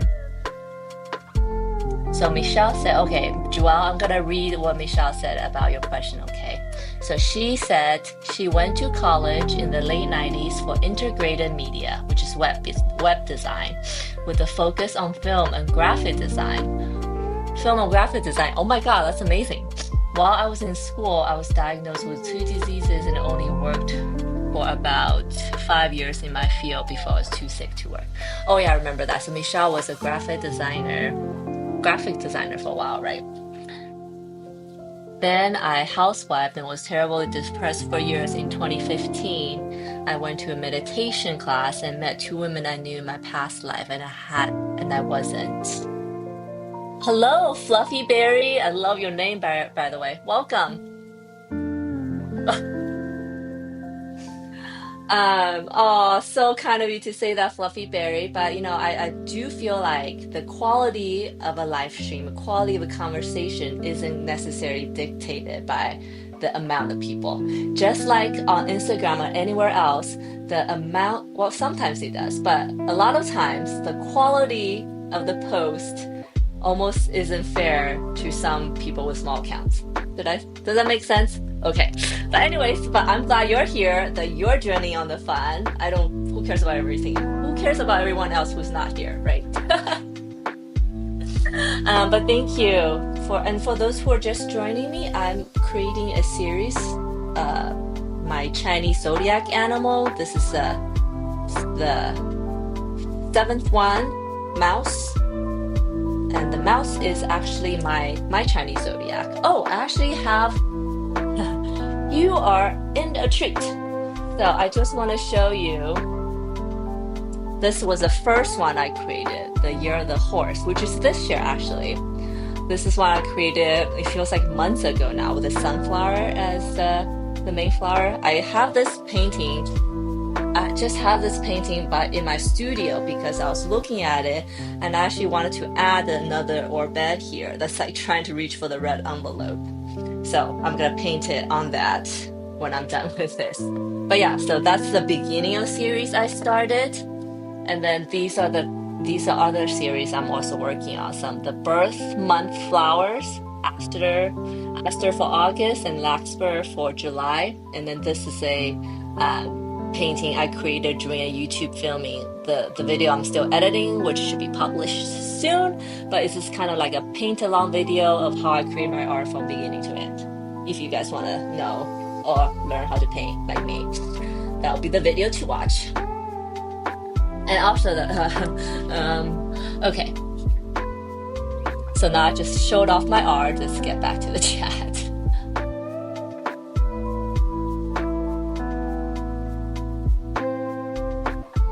So Michelle said that she met 2 women she knew in her past life, and I wasn't holy-doly or spiritual yet, but within a year, I was a full-on Reiki master teacher, intuitive healer. Oh, that's awesome that you became a Reiki master within a year. So something really resonated with you with that experience, sounds like. Fluffy berry, so true. Um, oh, Michelle, Joelle says he wishes you the best of luck with your health struggles, and I do too, actually. You sound like you've been go through a lot, but you're strong, you're pushing forward in life, and you're still very lively in spirit, which is all we can hope for. So yay. And also overall best of luck with your life. Joelle, that's very sweet of you. Oh, I'm actually loving being the middle messenger right now. Because now I feel like I'm involving both of your lives. Sorry, not sorry. Um, So Michelle said in 2019 she had a live transplant. Ugh. And in 2021 she opened her own Reiki business, which is not temporary closed because until she gets stronger physically, which is totally understandable. That's so awesome. I love the orbits. Oh yeah, so the orbits in this painting are I was in Japan, did I tell you? And there's Godzilla statues everywhere. And I feel like I was always on the go. So when when you're traveling, you're just like go, go, go, go, go. I was doing a lot of walking. So when I came back to concept this painting, I guess that energy was in me. So, this mouse is holding a giant flower and it's kind of chasing these two orbits, and two orbits are running away. It's totally like a Godzilla scene. Now I'm looking at it. Thanks for noticing, Michelle. Your skin kind of solidified like, oh, Joelle. You're creating verbal serotonin for me. I appreciate that. Um, so, so to answer Joelle, no, my skincare is not expensive. There are I use Korean skincare from Olive Young, and they're not expensive at all. And I discovered Olive Young, and I realized I'm not gonna go to Sephora and buy $50 creams anymore, because I don't know if that's any better. Michelle says, yeah, it seems like I have been a healer for some time in my every life. Oh, most skillful, which is why it took so long to remember that I was a healer. That's so cool. Michelle, now you kind of got me interested. How do I find out about my past life and things like that? Do I just go to find a Reiki healer in my area? I want to know. It's fascinating. And in some strange ways, subconsciously, I do believe in past life. There's thought that if not like an actual physical life, but that the Hindu concept, there's a name for it, I forgot the name, but you probably know. But the idea that like for every human, our experiences in the past since evolution is kind of remembered in our cells, in our DNAs, so that like each individual one of us actually contains the collective knowledge of the entire human race is in some very subconscious level. There's a name for it. There's that concept as a name. Fluffy Berry said, I'm going to break out my watercolor paint along. Thanks for inspiring me. Oh, that's awesome. Yay. Let me know if anything I'm doing that needs more explanation or more in-depth tutorial. We can do a live chat on Zoom or something. Oh, yes. I'll love that. Okay. Michelle, we'll chat on DM, okay? I definitely want to do that with you. Like, you try to get back to practicing, yes, you can. I can be your first patient, guinea pig, whatever it is. But yeah, let's chat on DM. Right? You know what I'm talking about, though, right? I mean, for visual, verbal, text message, best of luck.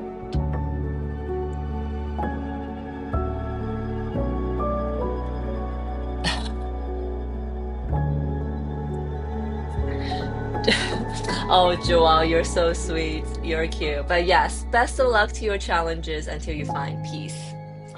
I would say the fact that we're talking about it right now, you are probably gonna find the peace soon and get through the challenges with a smile. Okay. Of course you do it with a smile because you know what? If you don't do it with a smile, it's just be that much harder. So why be harder on yourself, right? And then maybe next time you can share with me what kind of challenges you're going through. I know I don't want to press because you might not feel comfortable enough yet to share, um, but maybe I'll have more specific things I can share if it's something that I have experience with or can relate to. I just made this mouse yellow. Is that cool? Shoot. I was kind of just doing the light part of the ear, and I kind of didn't intend on the mouse being yellow. But now that we're here, shit. Um, maybe it's okay. Um, because I definitely concepted for this mouse to be like white, but now it's a golden mouse. There you go. There we go. Because I was looking at my horse, it's like it was so easy to paint the white horse because I didn't have to do much. I was totally gonna do this mouse and white mouse, but white mouse isn't very intimidating, I guess, and she's in a pretty intimidating situation. Okay, maybe I'll add a little bit of like brown or some. No, I don't want the brown. Maybe some blue to make it balance out the yellow. Oops.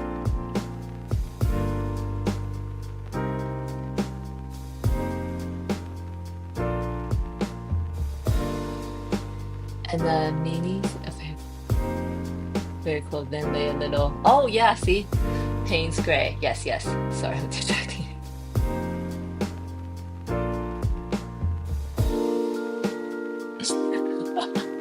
No, no, no, no distracting. We're having a good conversation. That's not distraction. Jamal said, "How about this? Can I say you play a lyric song on YouTube that I suggest? That'll be fun." I don't know if I can do that, Joel, because how the audio works. Like, okay, let me try to explain this because I'm so because right now my audio is piped through my headphone and then an internal input through my computer. If I play, so I basically can't really play anything from my computer right now. Um, and I don't have another player to do that because my phone is jacked in, everything's jacked in.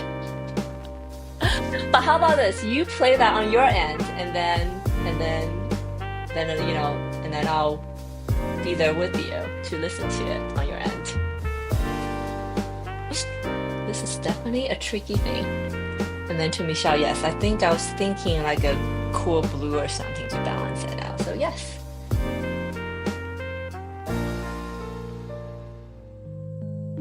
Okay, maybe I dilute this yellow so it's not so like yellow. But remember what I always say about art, especially when in watercolor, because watercolor just so people ask me like, do you make any mistakes in watercolor? And my answer was like, I feel like when I paint watercolor, I'm just constantly trying to resolve my mistakes. So I don't even see that as mistakes anymore. It's just part of the process. But I think that's also the fun part about watercolor. It's constant problem solving. Just constant problem solving. Because it never quite behaves the way that I meant it. But I also find it spiritual like that because, I think in our modern life we've been taught to just control everything, that you realize there's so much you can control. And working with water and watercolor have definitely taught me that. Sometimes you just have to embrace what happens instead of trying to control an outcome. There you go.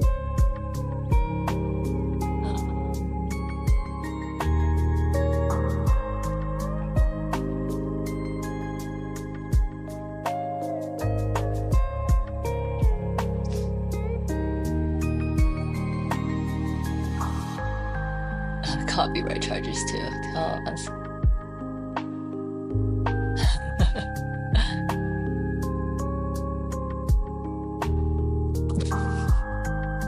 Oh, that's fun. Wow, that's so long ago, Joel. So Joel asked me in my relationship, um, did I initiate the kiss or my husband, or who was the first to say I love you? Oh, it's so cute. Haven't thought about that in ages, but so my husband and I were dating for a long time, but for the longest time, I would just call him my friend, and I would go to like events and stuff. I would just like, this is my friend, and everybody's like, okay. So clearly, I was the one with commitment issues, right? So I would definitely say that it was my husband who took the initiative. And I'm also just in general very aloof when it comes to guy things. So yes, I would say he was definitely the one that initiated, was the first in everything you mentioned.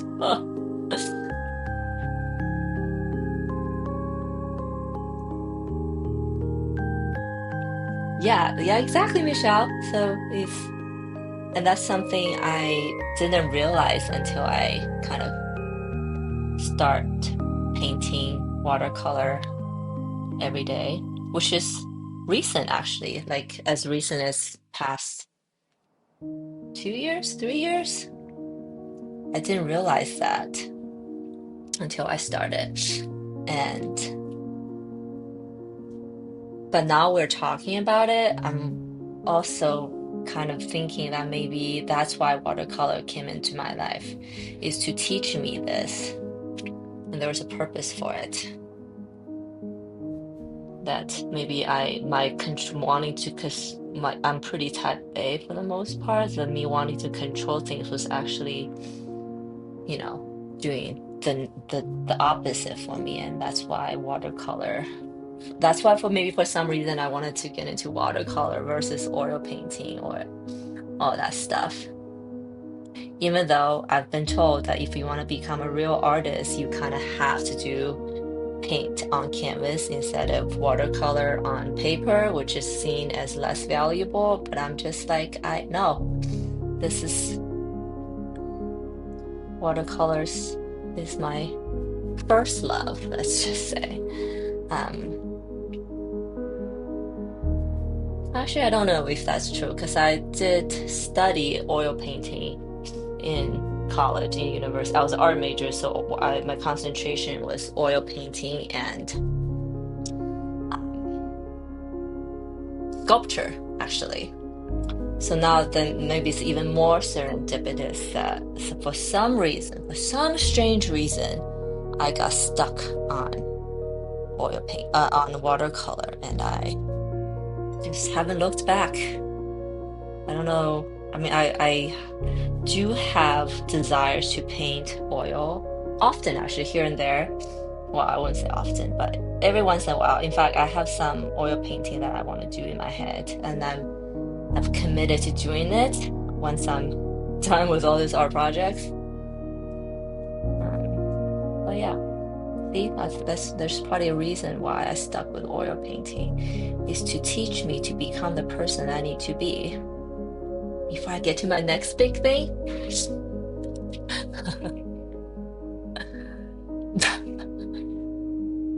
You sound like a Chinese vegan, to say. Artists are no matter the medium. That's true. I'm not a vegan at all because I don't know. I feel like if you're vegan, and I think Michelle, you might be a vegetarian, right? Um, I just I don't know if I like my meat and seafood and all that stuff. But although now I'm getting older, I do find that meat is less attractive to me. I don't know why, just like you don't want to eat it as much. So I guess I should never say I will never be a vegan. Just I'm not a vegan yet. Although right now I'm on a 10-day cleanse, so I'm not eating anything. And you might say, are you crazy? I used to do it once a year, my master cleanse, but I haven't done it recently. And when I came back from my trip, I just wanted to have a restart of life, kind of. I'm on my third day right now. So far, so good. And I haven't gone feral or anything yet.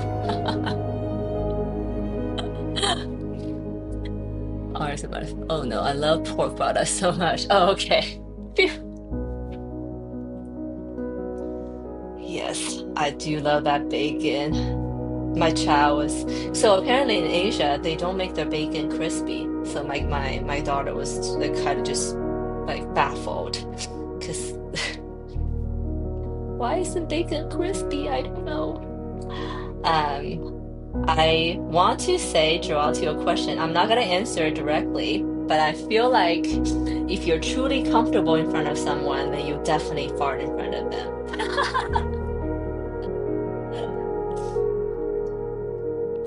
But my kid fart in front of me all the time, for what it's worth. So it's been a constant running joke in the family.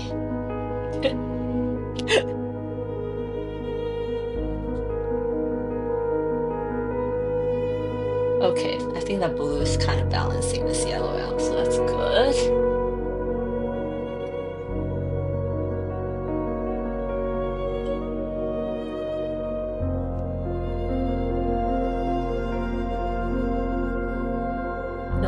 I don't eat much meat but bacon. Oh, okay. Hope that makes you cleanse while you aren't feeling well, toxins out.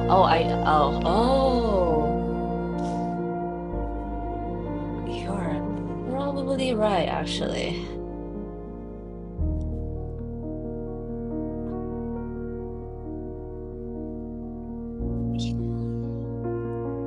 I was completely fine before I started the cleanse. There you go, mystery solved. Thank you, Michelle. But now I feel so good that I'm not feeling well. Because, yes, get all this toxin out of me.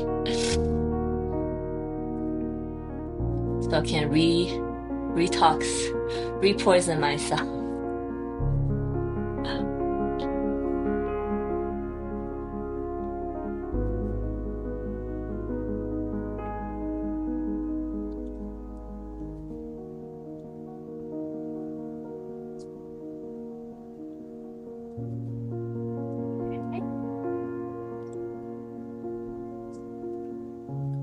Let's see, let's do her branches.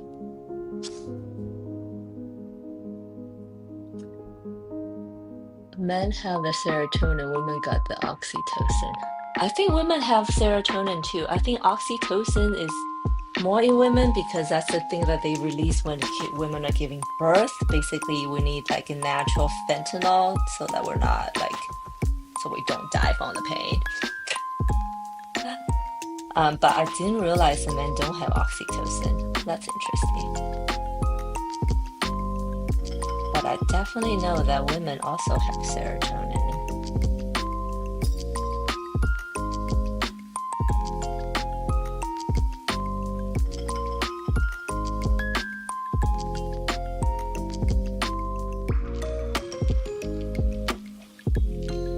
I am putting in this. Totally forgot to paint the green stem up there for my flower.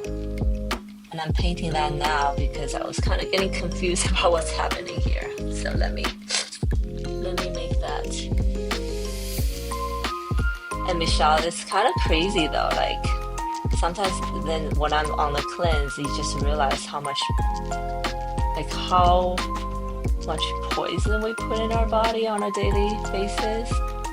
Not even just food, right? Like the detergents we use, like the things we touch, things we breathe in.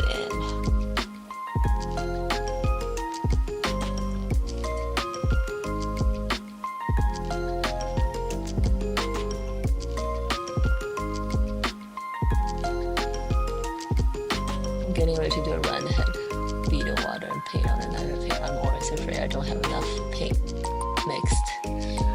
Michelle, I think that's a great concern because I never have enough paint mixed.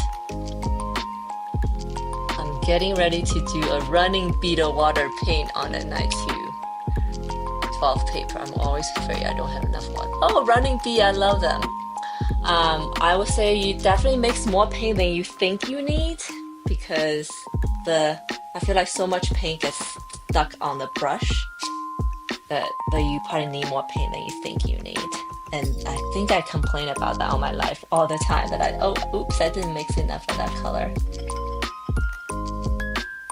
etc., etc.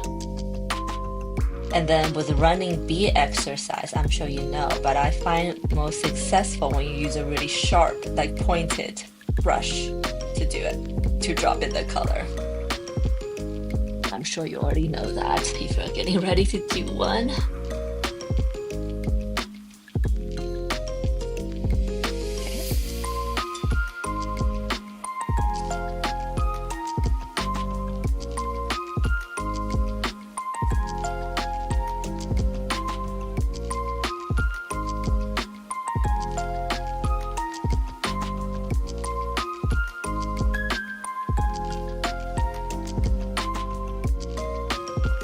Okay.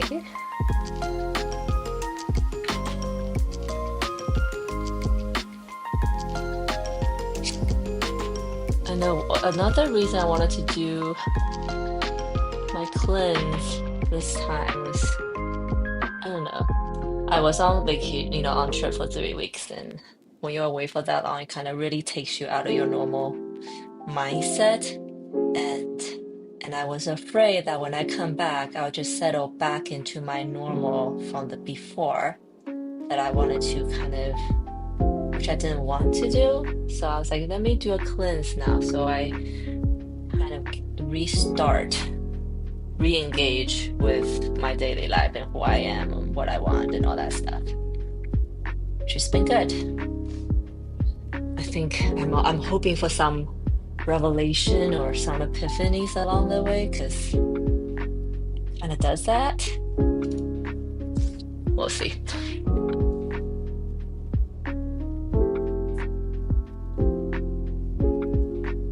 Mixed. Oh, okay. Yeah, pointy brush. Especially in the US talk since I follow artists who switch to my Mary blue paints because they don't have any toxin in the paint. Oh yeah. I think watercolor is less toxic because I know for oil painting there are definitely oils that are like have carcinogen in them, especially the cadmium series. So it's like cadmium red, cadmium yellow, blah blah. They are really super bright and brilliant, but they're cancerous. But I think in the more recent ones, they might have taken that out.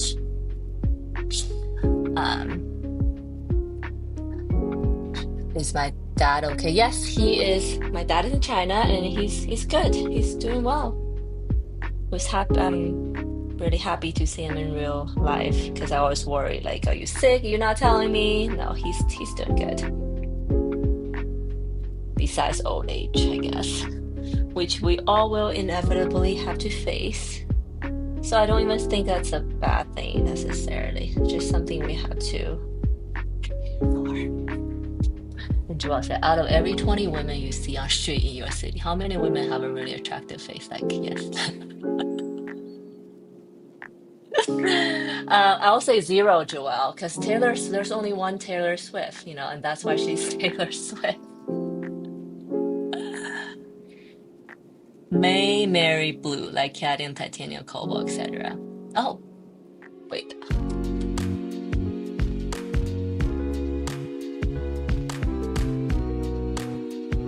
Oh, I didn't know. Oh, yeah. So yeah, yes, yes. So that's probably good that he switched because I do think oil painting has a lot of toxic chemicals in it. But I think watercolor is better.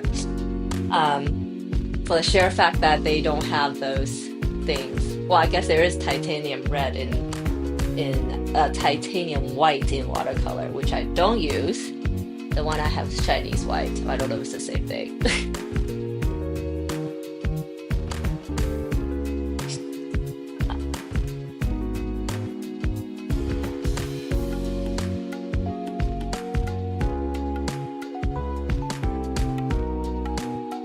My dad is 89. Wow, that's awesome. Trying to figure out what to get for Father's Day. He lives in different states. That's a tough one. I always like, um, do you get him something every year? Uh, I just got my husband a cold plunge like session, but I don't know if your dad's being 89 will be open for that. Like, does he have an active lifestyle and all that stuff? I know this is so hard.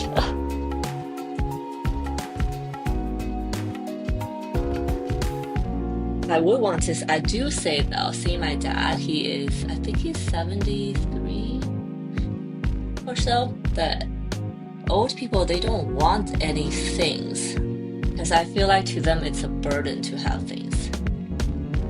They think about like, what am I gonna do with this? You know, I'm just generalizing here because obviously I don't know your dad. So I would say maybe create like a photo album over your pictures or something. Something more sentimental than things. Or food. They can always consume that, and I think that's always good. I feel like I'm being very Chinese here because the Chinese culture is always like whatever occasion, like fruit. Food is a good gift no matter when. But yeah, I think like yeah.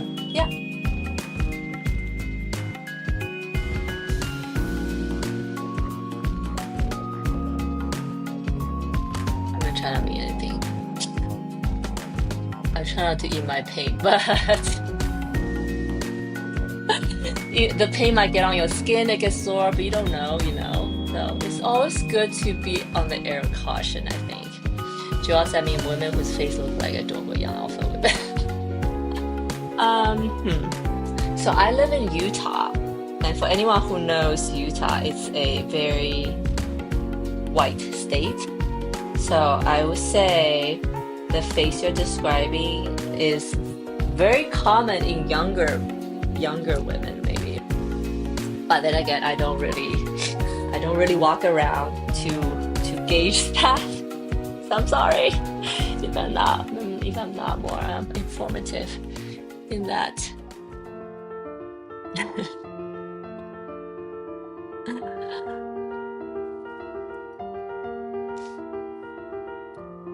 Speaking of which, though, I just saw a reel on Instagram of like Chinese social, like a influencer agency, and their like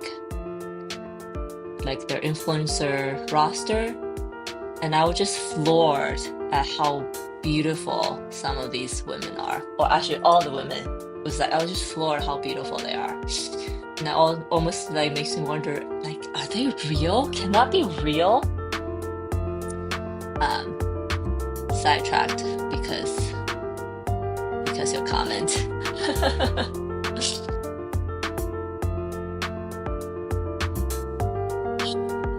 Ben will get a petty. Well, not. He loves food. Yeah, he loves. Oh yeah. So I would say maybe.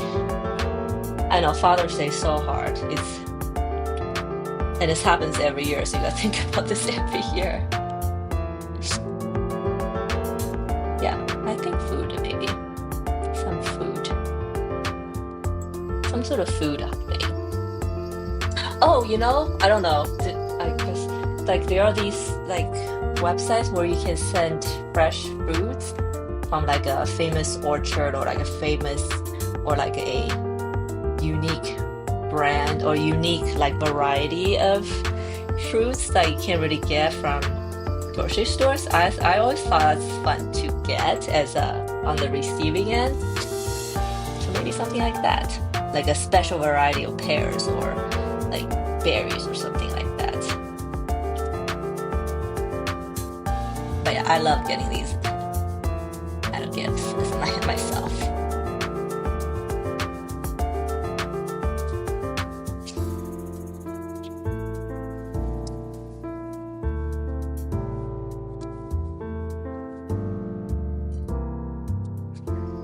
How's my mouse coming along?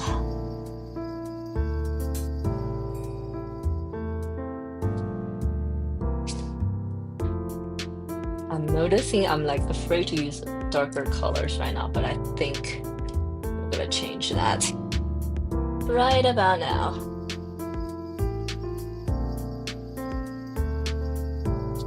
And I'm definitely gonna do some fur textures on them because I just love them. You low-key have a high EQ. I would say my EQ is pretty high. Have you heard the term empath? It's like someone who like absorbs other people's like emotional energy or can tell. Definitely think I'm someone with a very is an empath, which I guess means my emotional EQ is okay. I don't know if I can say that to myself, but I can definitely gather other people's emotional state pretty well.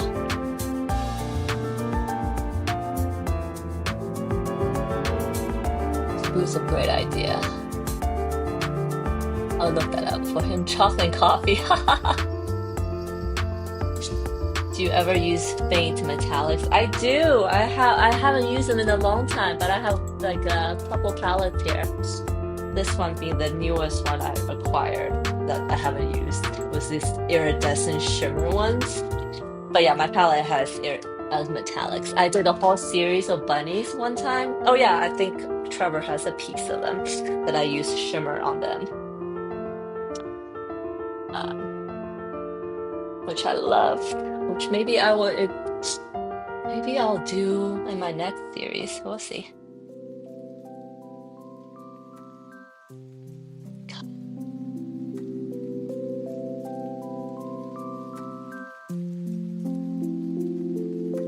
Chocolate coffee. Your dad knows how to live. It sounds like. That's a great combination. A combination for the hedonist in him. And in all of us. I want some coffee and some chocolate.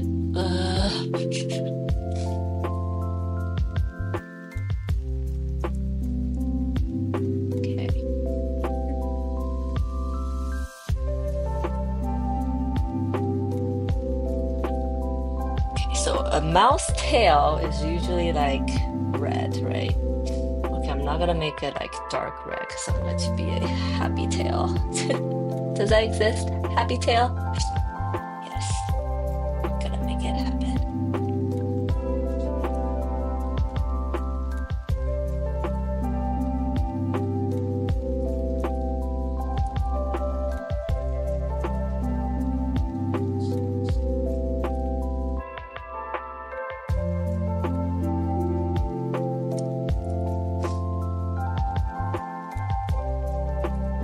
Yes, you have strong empath. Yes, I have too. Aww.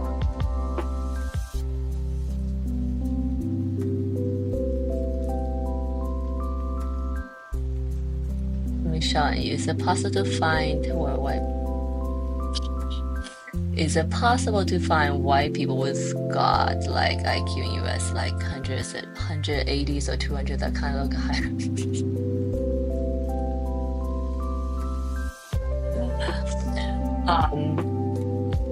I would say, Joelle, that's not. I would say that's impossible. No.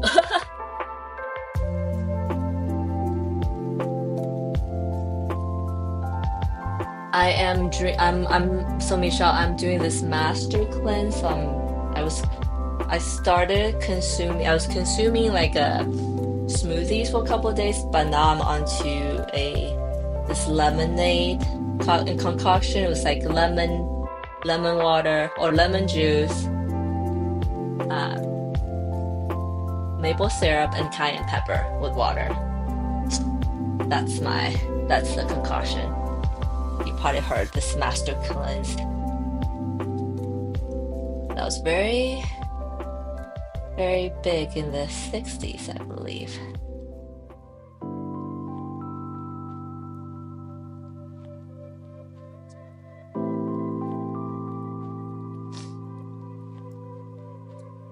Yeah, so I'm intaking some calories.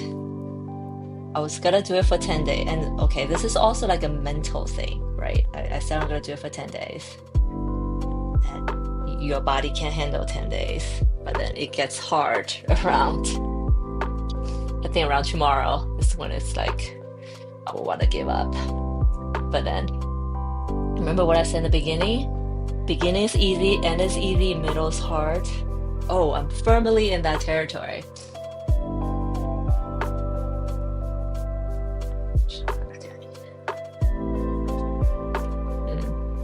How's our little mouse looking? I think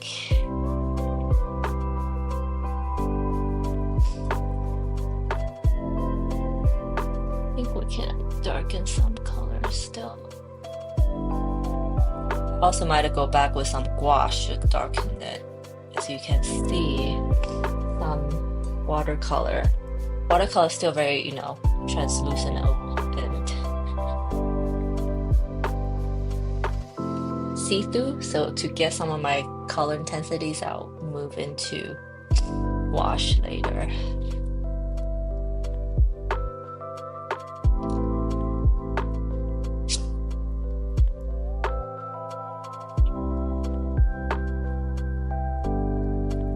Oh no, I know.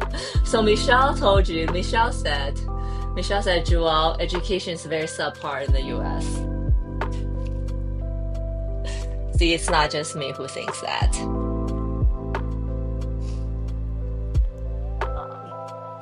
But I guess we can't say people don't have high IQs just because they're not, I don't know. I don't know if IQ is like that important in the US, to be honest, because that's like something that never came up in my kids' education, in my daily conversations. Like nobody seems to care about that, and that's why I say it's not that. I still stand by my what I said about it's probably possible to find it, but it's probably also not because they don't exist, but people don't really talk about it. It seems like. Know why actually.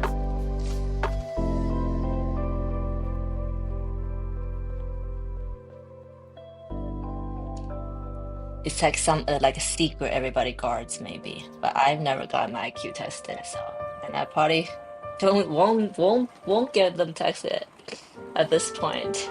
I did get my kids' IQ tested though. She has pretty high IQ.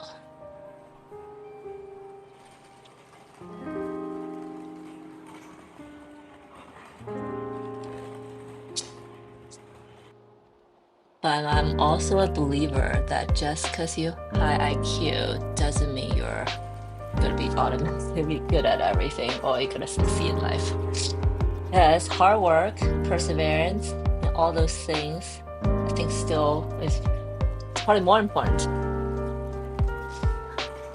Fruit Nut 16. Hello, Fruit Nut. Hello. Welcome.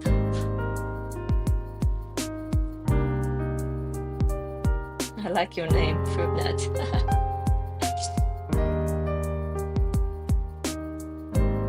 I usually do the eyes in the end, but maybe I'll do it since the mouse is pretty much done. This was kind of my intention in the beginning to do a white mouse, so I don't have to like paint a whole lot, but now there's yellow on it. Now I had to like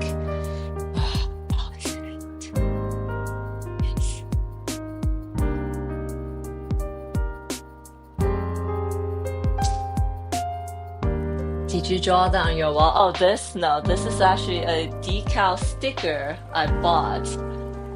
But I am going to, but thank you for asking. I do have wall stickers now in my Etsy shop. I just listed the first one, which is on mushrooms, which has been, um, it's been doing good, and I'm going to list more of them. But thanks for noticing. But I didn't do this, and I bought this a long, long time ago. But now I'm like, I stare at it every day. I can't believe I didn't think about this earlier. It's watercolor. Like I can do this. Dot. Oh, it's a sticker. Yes, it is a sticker. I feel like I will probably have issues with actually painting on my wall because then I can't take it with me, or I have to paint it over one day. I don't know. I'm probably overthinking it. Okay, let me refine the little fingers.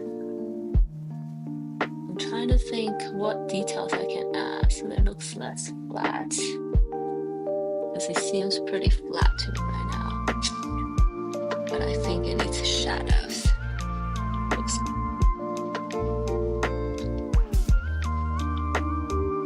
But yes, I do mostly watercolor and gouache. We were just talking about I learned oil painting was my first medium. But sometimes I catch myself paint watercolor like oil. I do catch myself that. But I don't think that's either good or bad. Just I think every artist have their own techniques, and sometimes a combination of techniques from their own experiences in life, and that's why every artist is so unique. And I think that's an awesome thing.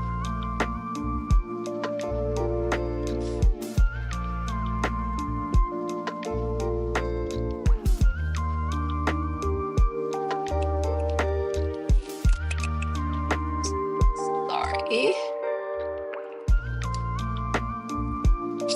Okay, let's add some yellow.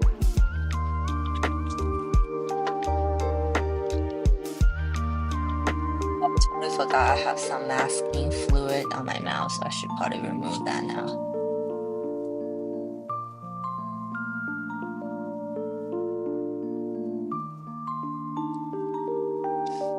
It's giant ears, I love it.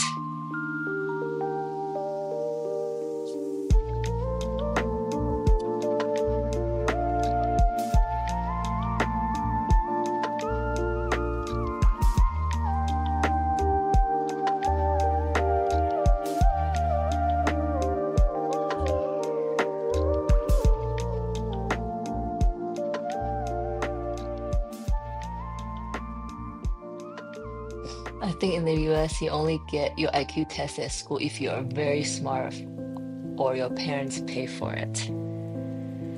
Yes. I don't even think they do that. Or maybe they do. If you're really smart, I know they give you like a gifted test. And then if you're really smart, then you get to be in this like special class or something.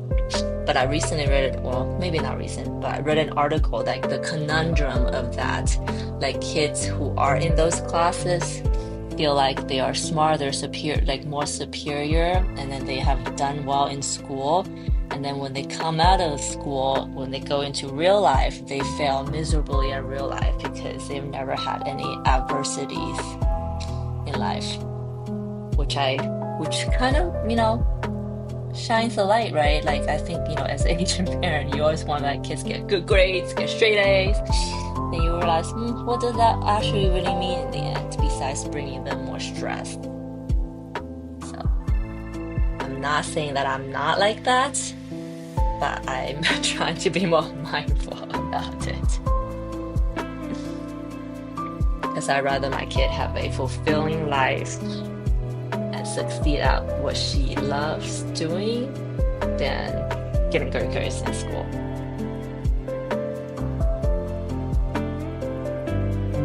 My God, my paper smells like shit. Michelle, I think that's a good sign that you have good paper. That shit smell you're smelling is, I think it's like some sort of binding substance. Um,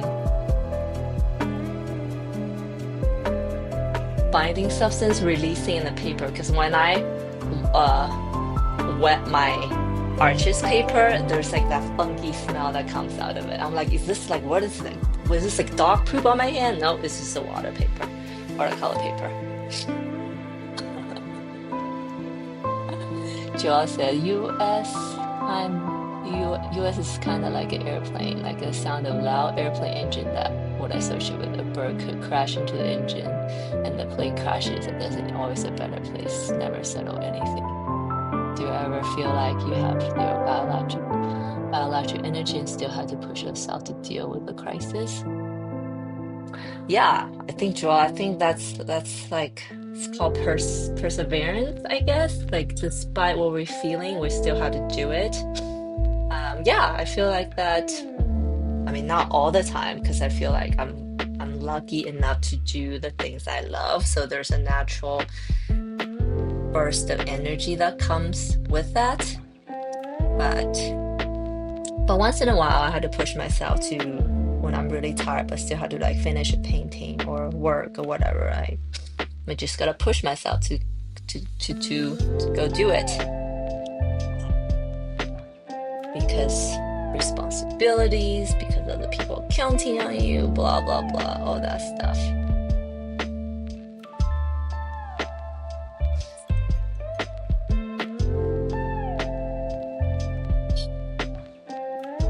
Michelle said, I quit buying Paul Rubin because of this. This is arches. I feel better about this thing. Yes, yes, yes. It happens. Yes. So that happens. What I notice when you have too much water on it. If I'm just painting like this right now regularly, that smell's really not there. But when I'm stretching my paper, when I pour a ton of paper on it, which if you're doing the water bee, you'll probably have tons of water on it. That happens. Normal, normal, normal.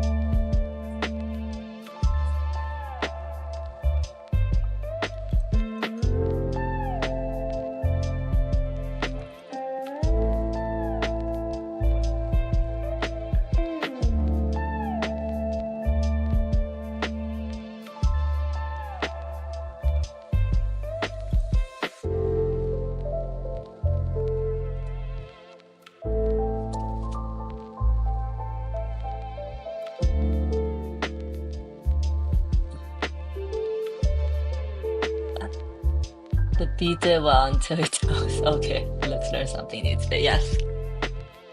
I know, it's like I didn't even think that was useful information until now. But I didn't notice that. Between 20, 30, and 40 today. And today, do you feel like your mental energy level depletes or change at all? Oh, that's a great question. I think so. I'm a believer. I think your mental energy only increases as you age. Your physical energy might lower as you age, but I think your mental energy absolutely increases. You know, you ever hear that saying that your brain itself never ages, it's your body. So if you can preserve our brain, we can probably live forever. So if I can upload my brain into the cloud, I would love to do that. But I think what you want as you get older changes. So you become definitely more at peace with yourself and you become more realistic in some ways. But I would say your mental state only increases as you age.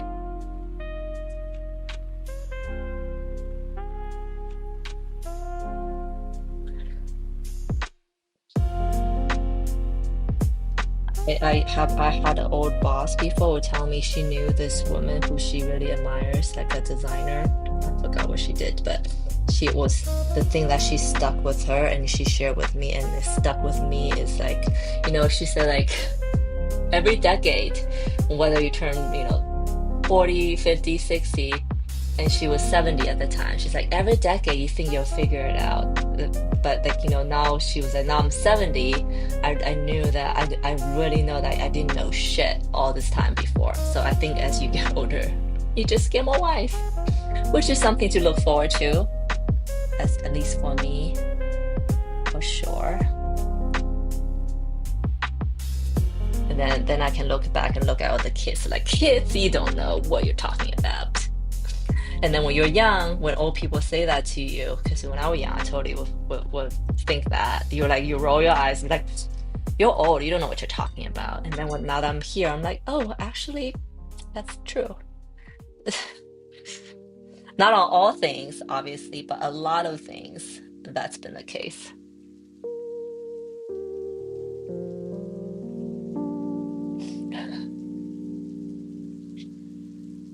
Michelle says she's very sensitive to smell.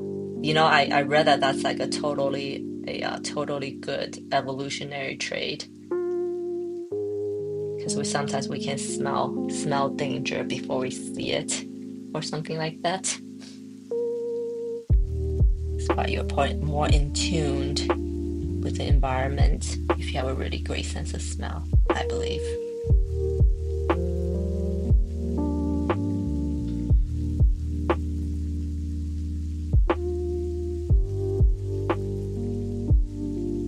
Oh, girl, I'm the same way. Yes.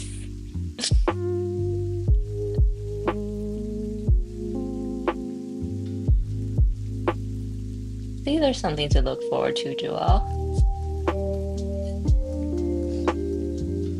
Also, what I love about getting older is that you really stop giving a shit about what other people think of you. And that is the most liberating thing ever. At least for me. Is that then you realize, well, how much what I used to do when I was younger is because of other people's expectations and not what I want. Or you do things, try to prove a point to other people, which essentially is still living up to other people's expectations. Oh, hello, Harper. How are you? Hi. It's been 3 weeks since I lived, so welcome. Joel said, all right, gotta go to sleep now. Good night. If you want a heart shake, that's been a quality plus. Thank you, Joel. You have been great. I appreciate all your questions. They're very insightful, interesting, some weird, but I still appreciate them, okay? I hope I'll chat with you next time. I am live every Wednesday around this time, so I don't want to disrupt your sleep, but if you can join, that'll be great. Thank you. Have a great night. Sounds good. We'll chat on Instagram. This is so cute. Thank you. Oh, let me pull back for those of you who just joined me. I am working on the Year of the Rat painting, and because I just came back from Japan, I was the Godzilla statue is kind of everywhere. It's at the airport. It's like in the middle of the city. So and then I was on the go at the time. So now I'm looking at this like Godzilla scene. And my little Year of the Rat holding a giant lily flower is kind of chasing these two.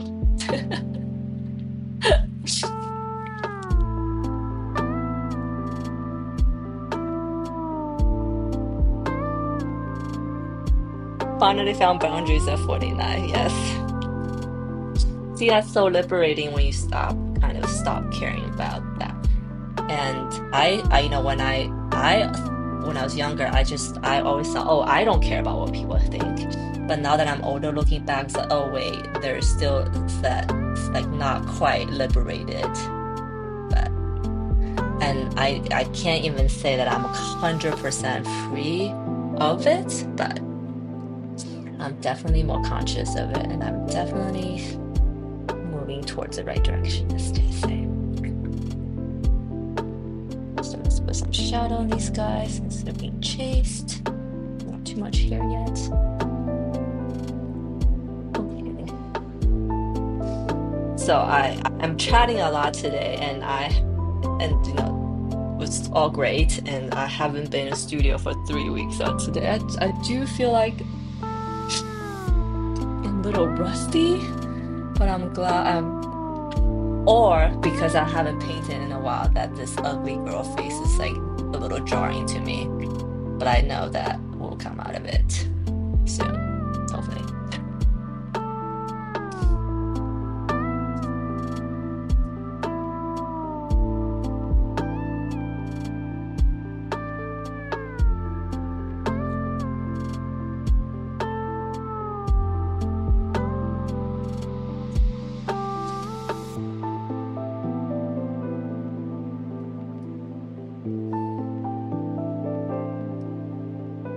I love her. Oh, okay. Thank you, Michelle. Okay, now it made me feel so much better because I was like, actually, now I'm looking at the whole painting. The gold kind of has a little bit more light to it, huh?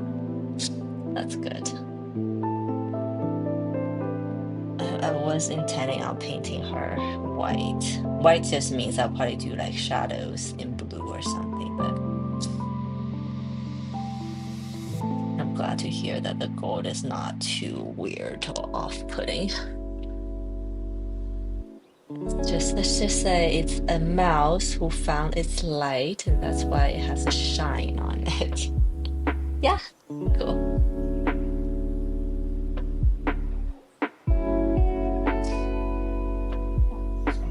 See, I didn't mix enough paint, so now I'm just mixing it as I go. Sometimes it works out well for me, but not ideal all the time.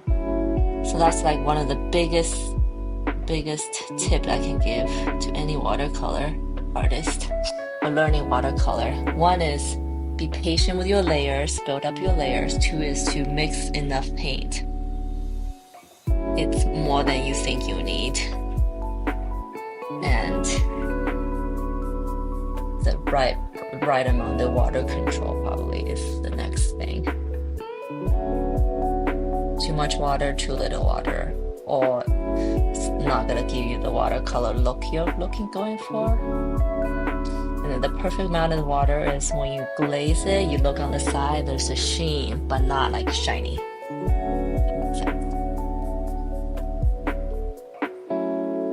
More than mouth. I know.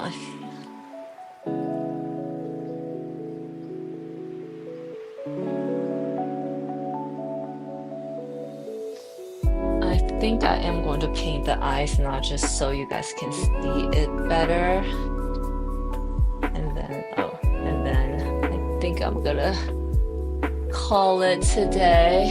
So I'm gonna do the eyes of the mouse, and then I'm gonna finish the painting off screen. I'm gonna do another go of the lilies, finish these definitely in the background.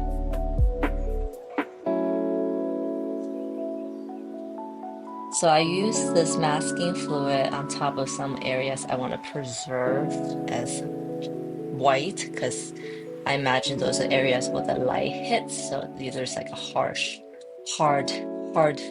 highlight, so to speak.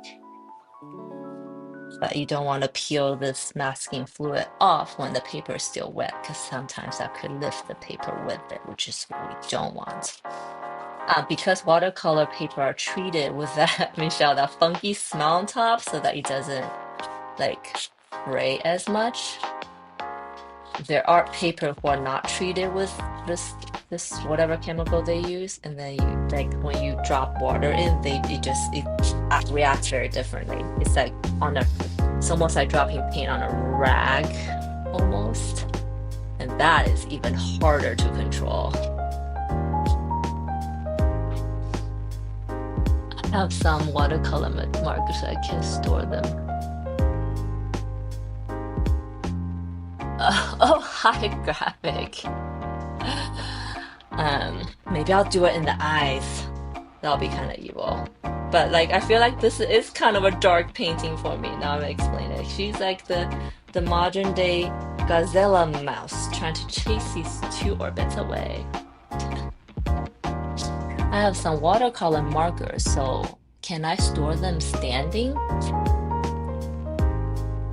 I ooh, I think so. I think when you store them standing, you probably want to make sure the brush tip is down instead of the other way. Because if you store the other way, I think from my marker experience, like the tip dries, and then even if the liquid is still there, it just won't do it. So you want to store the tip down if you want to store standing. But that's probably better than just throwing it on the side, to be honest. Yes.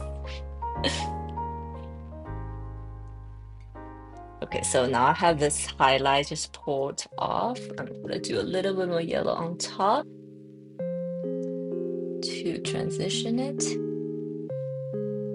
How you been, graphic? Work's busy? Everything's good? Life is good?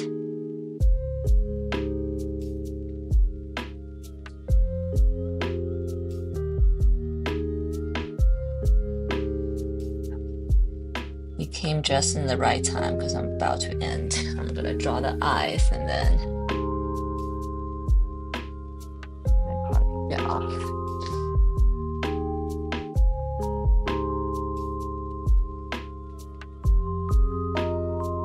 So I try to avoid using black in all my watercolor paintings because I was told that black is just too stark, that it kind of like brings, I think graphic, you said that before, right? Like when you use black in watercolor, it brings it dead. So for all my really dark colors, I use this indigo navy color, indigo blue or pressure blue. Well, not pressure because I had to mix the red to make it really dark. But yeah, indigo blue is probably the darkest thing I use. Can't complain. Well, I can, but I won't. Well, that's good enough. Good enough.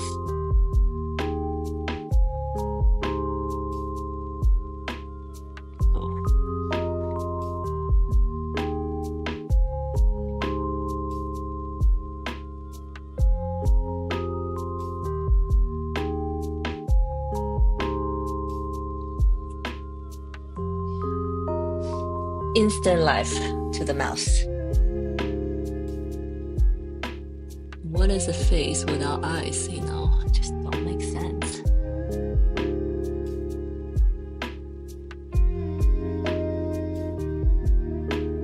It's my Godzilla mouse trying to chase the orbits away. But to be fair, the orbits are probably doing something mischievous. Not sure you guys have ever had a mouse infestation. I get it at my house once in a while, and I'm convinced that mouse have evolved to recognize the mousetrap because they don't work anymore. Isn't that kind of crazy to think about? And I read, which kind of made me sad, that mouse are actually really smart and they're like, they have family and they remember things. I'm like, what are we doing killing them? Oh. And then total sci-fi situation. Are they gonna evolve to a point they'll rise and like kill the humans because we've been so mean to them? My charcoal work has reached a whole other level. That is amazing to hear. How you've been doing a whole another level in terms of awesomeness, in terms of scale, in terms of how often you do them. Please do explain. I haven't done art in like 3 weeks. I feel like I'm so rusty right now.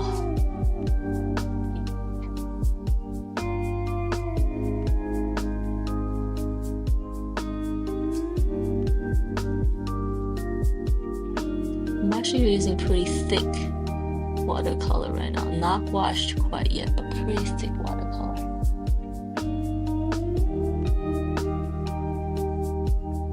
vote and pay taxes. Get married, traffic.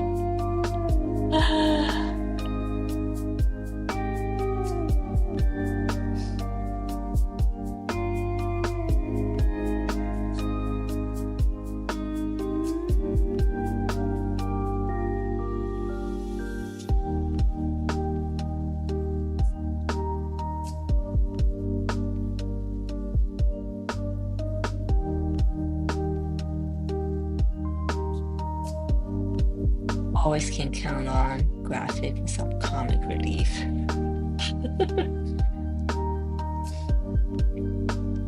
Okay, why do you look like you're rolling eyes? Maybe too much white.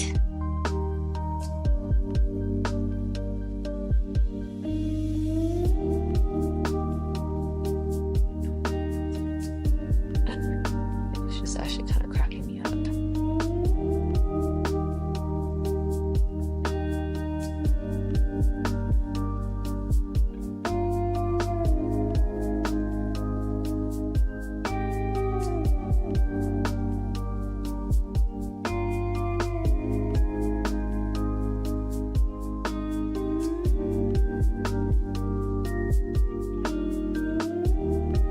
It's the direction of the white. I think I need to put one here so it looks more.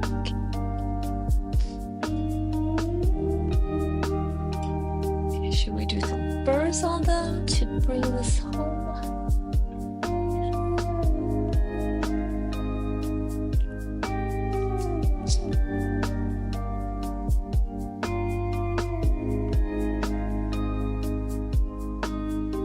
The effects I can do now pretty dope. Charcoal effects. I've only tried charcoal in like my school days, and I just remember it's so messy. I would get like black everywhere. Are your fingers like covered in charcoal at the end of the session? They should be, I guess, if you're using effects.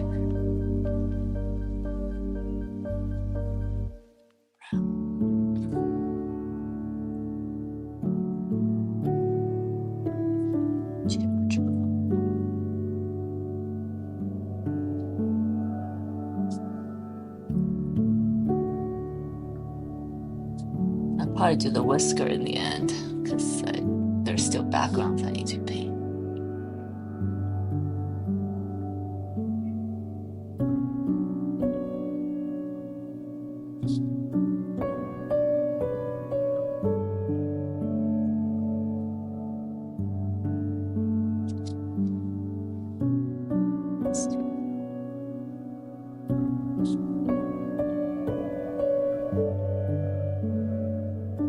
Okay.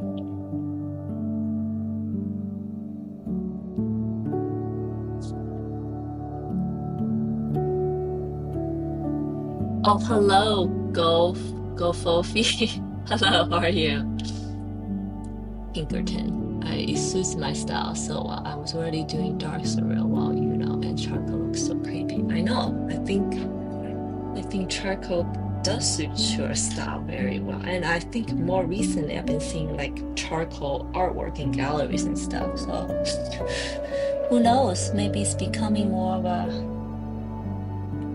bigger thing because I think we've been so stuck with the oil acrylic paint on canvas for the past like 2 decades that maybe people wanting something new and different. My hope. And the artworks on paper are kind of having its revival. Also my hope that I'll all be at the right place at the right time, which sometimes is more important than actual skills.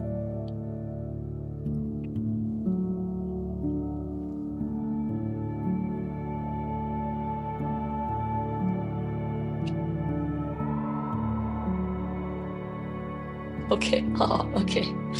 This mouse is kind of taking on a storybook look, which I love.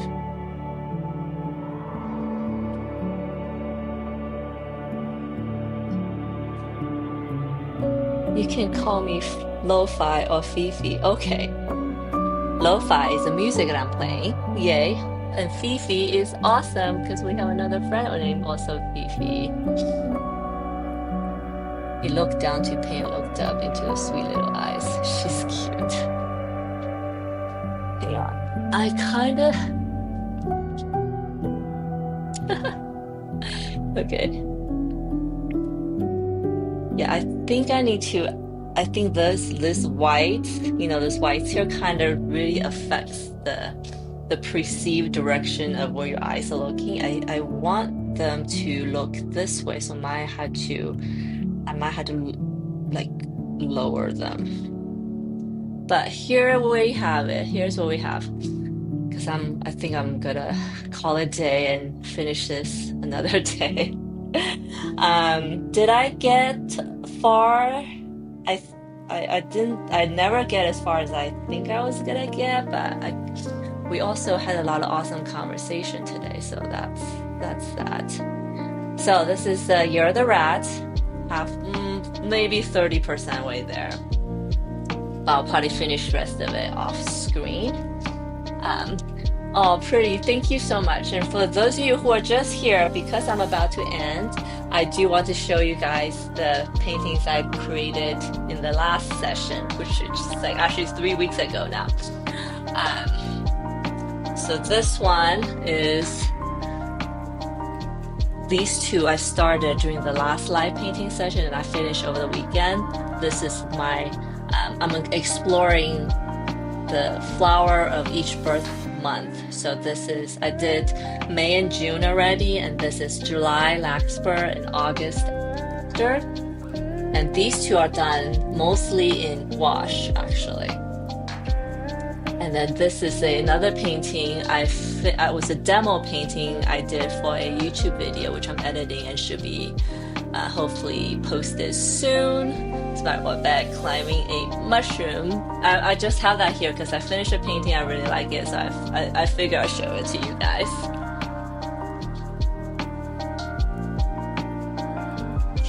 Okay. Oh yeah, I painted a sky with one color all day. But hey Michelle, we had some awesome conversation and I will connect with you about our session, okay? All right, guys. Thank you so much for hanging out with me for the past half a day, 4 hours, over 4 hours. Wow. Oh, hi, Emmanuel. Thank you for joining me, but I'm just about to get off now, so hopefully you'll catch me. Hopefully you'll catch me next time. And Fifi and Lo-Fi, aka Fifi said, "Oh, it's not YouTuber. I don't know what that means, eek. But I am simultaneously live streaming on YouTube and Twitch right now. So depending on where you're chatting with me, you might find that I say I'm having a conversation with someone that you have no idea what I'm talking about. That's why. But thank you so much for jumping in. I'm so sorry I had to get off now, but I am live at 12 p.m. Pacific time. No, 11 a.m. Pacific time. It's like 12 p.m. Mountain time for me. So depending on where you are. But I'm usually live like a few hours before right now, basically. So hopefully I'll catch you guys next time. And little plug-in, if you haven't done so already, don't forget to hit that subscribe, like, follow button. I'll really, really appreciate it. It will really help my artistic journey. And then lastly, you can find all my artwork on my social media accounts, and I have a Etsy shop. The link is in the description below, where I have prints and wall stickers for sale. And if you want to keep up with my art releasing schedule and new stuff, then I have a VIP list that you can join. The link is also below. Okay, I'll be back next week and with a new painting. I can't remember what's the next animal, but I'm gonna try my hardest to finish this Chinese zodiac painting as soon as I can, which is another month or so, because I have 4 more. No, this is the 7th one, so 5 more left after this. And there's one which is the dragon. I'm super nervous about painting because it's gonna be hard. So we'll get there when we get there. Oh, maybe I'll paint a baby dragon. Then maybe that's less. Okay. Anyways, all right. Thank you so much, and I'll see you next time. Okay, guys. Bye.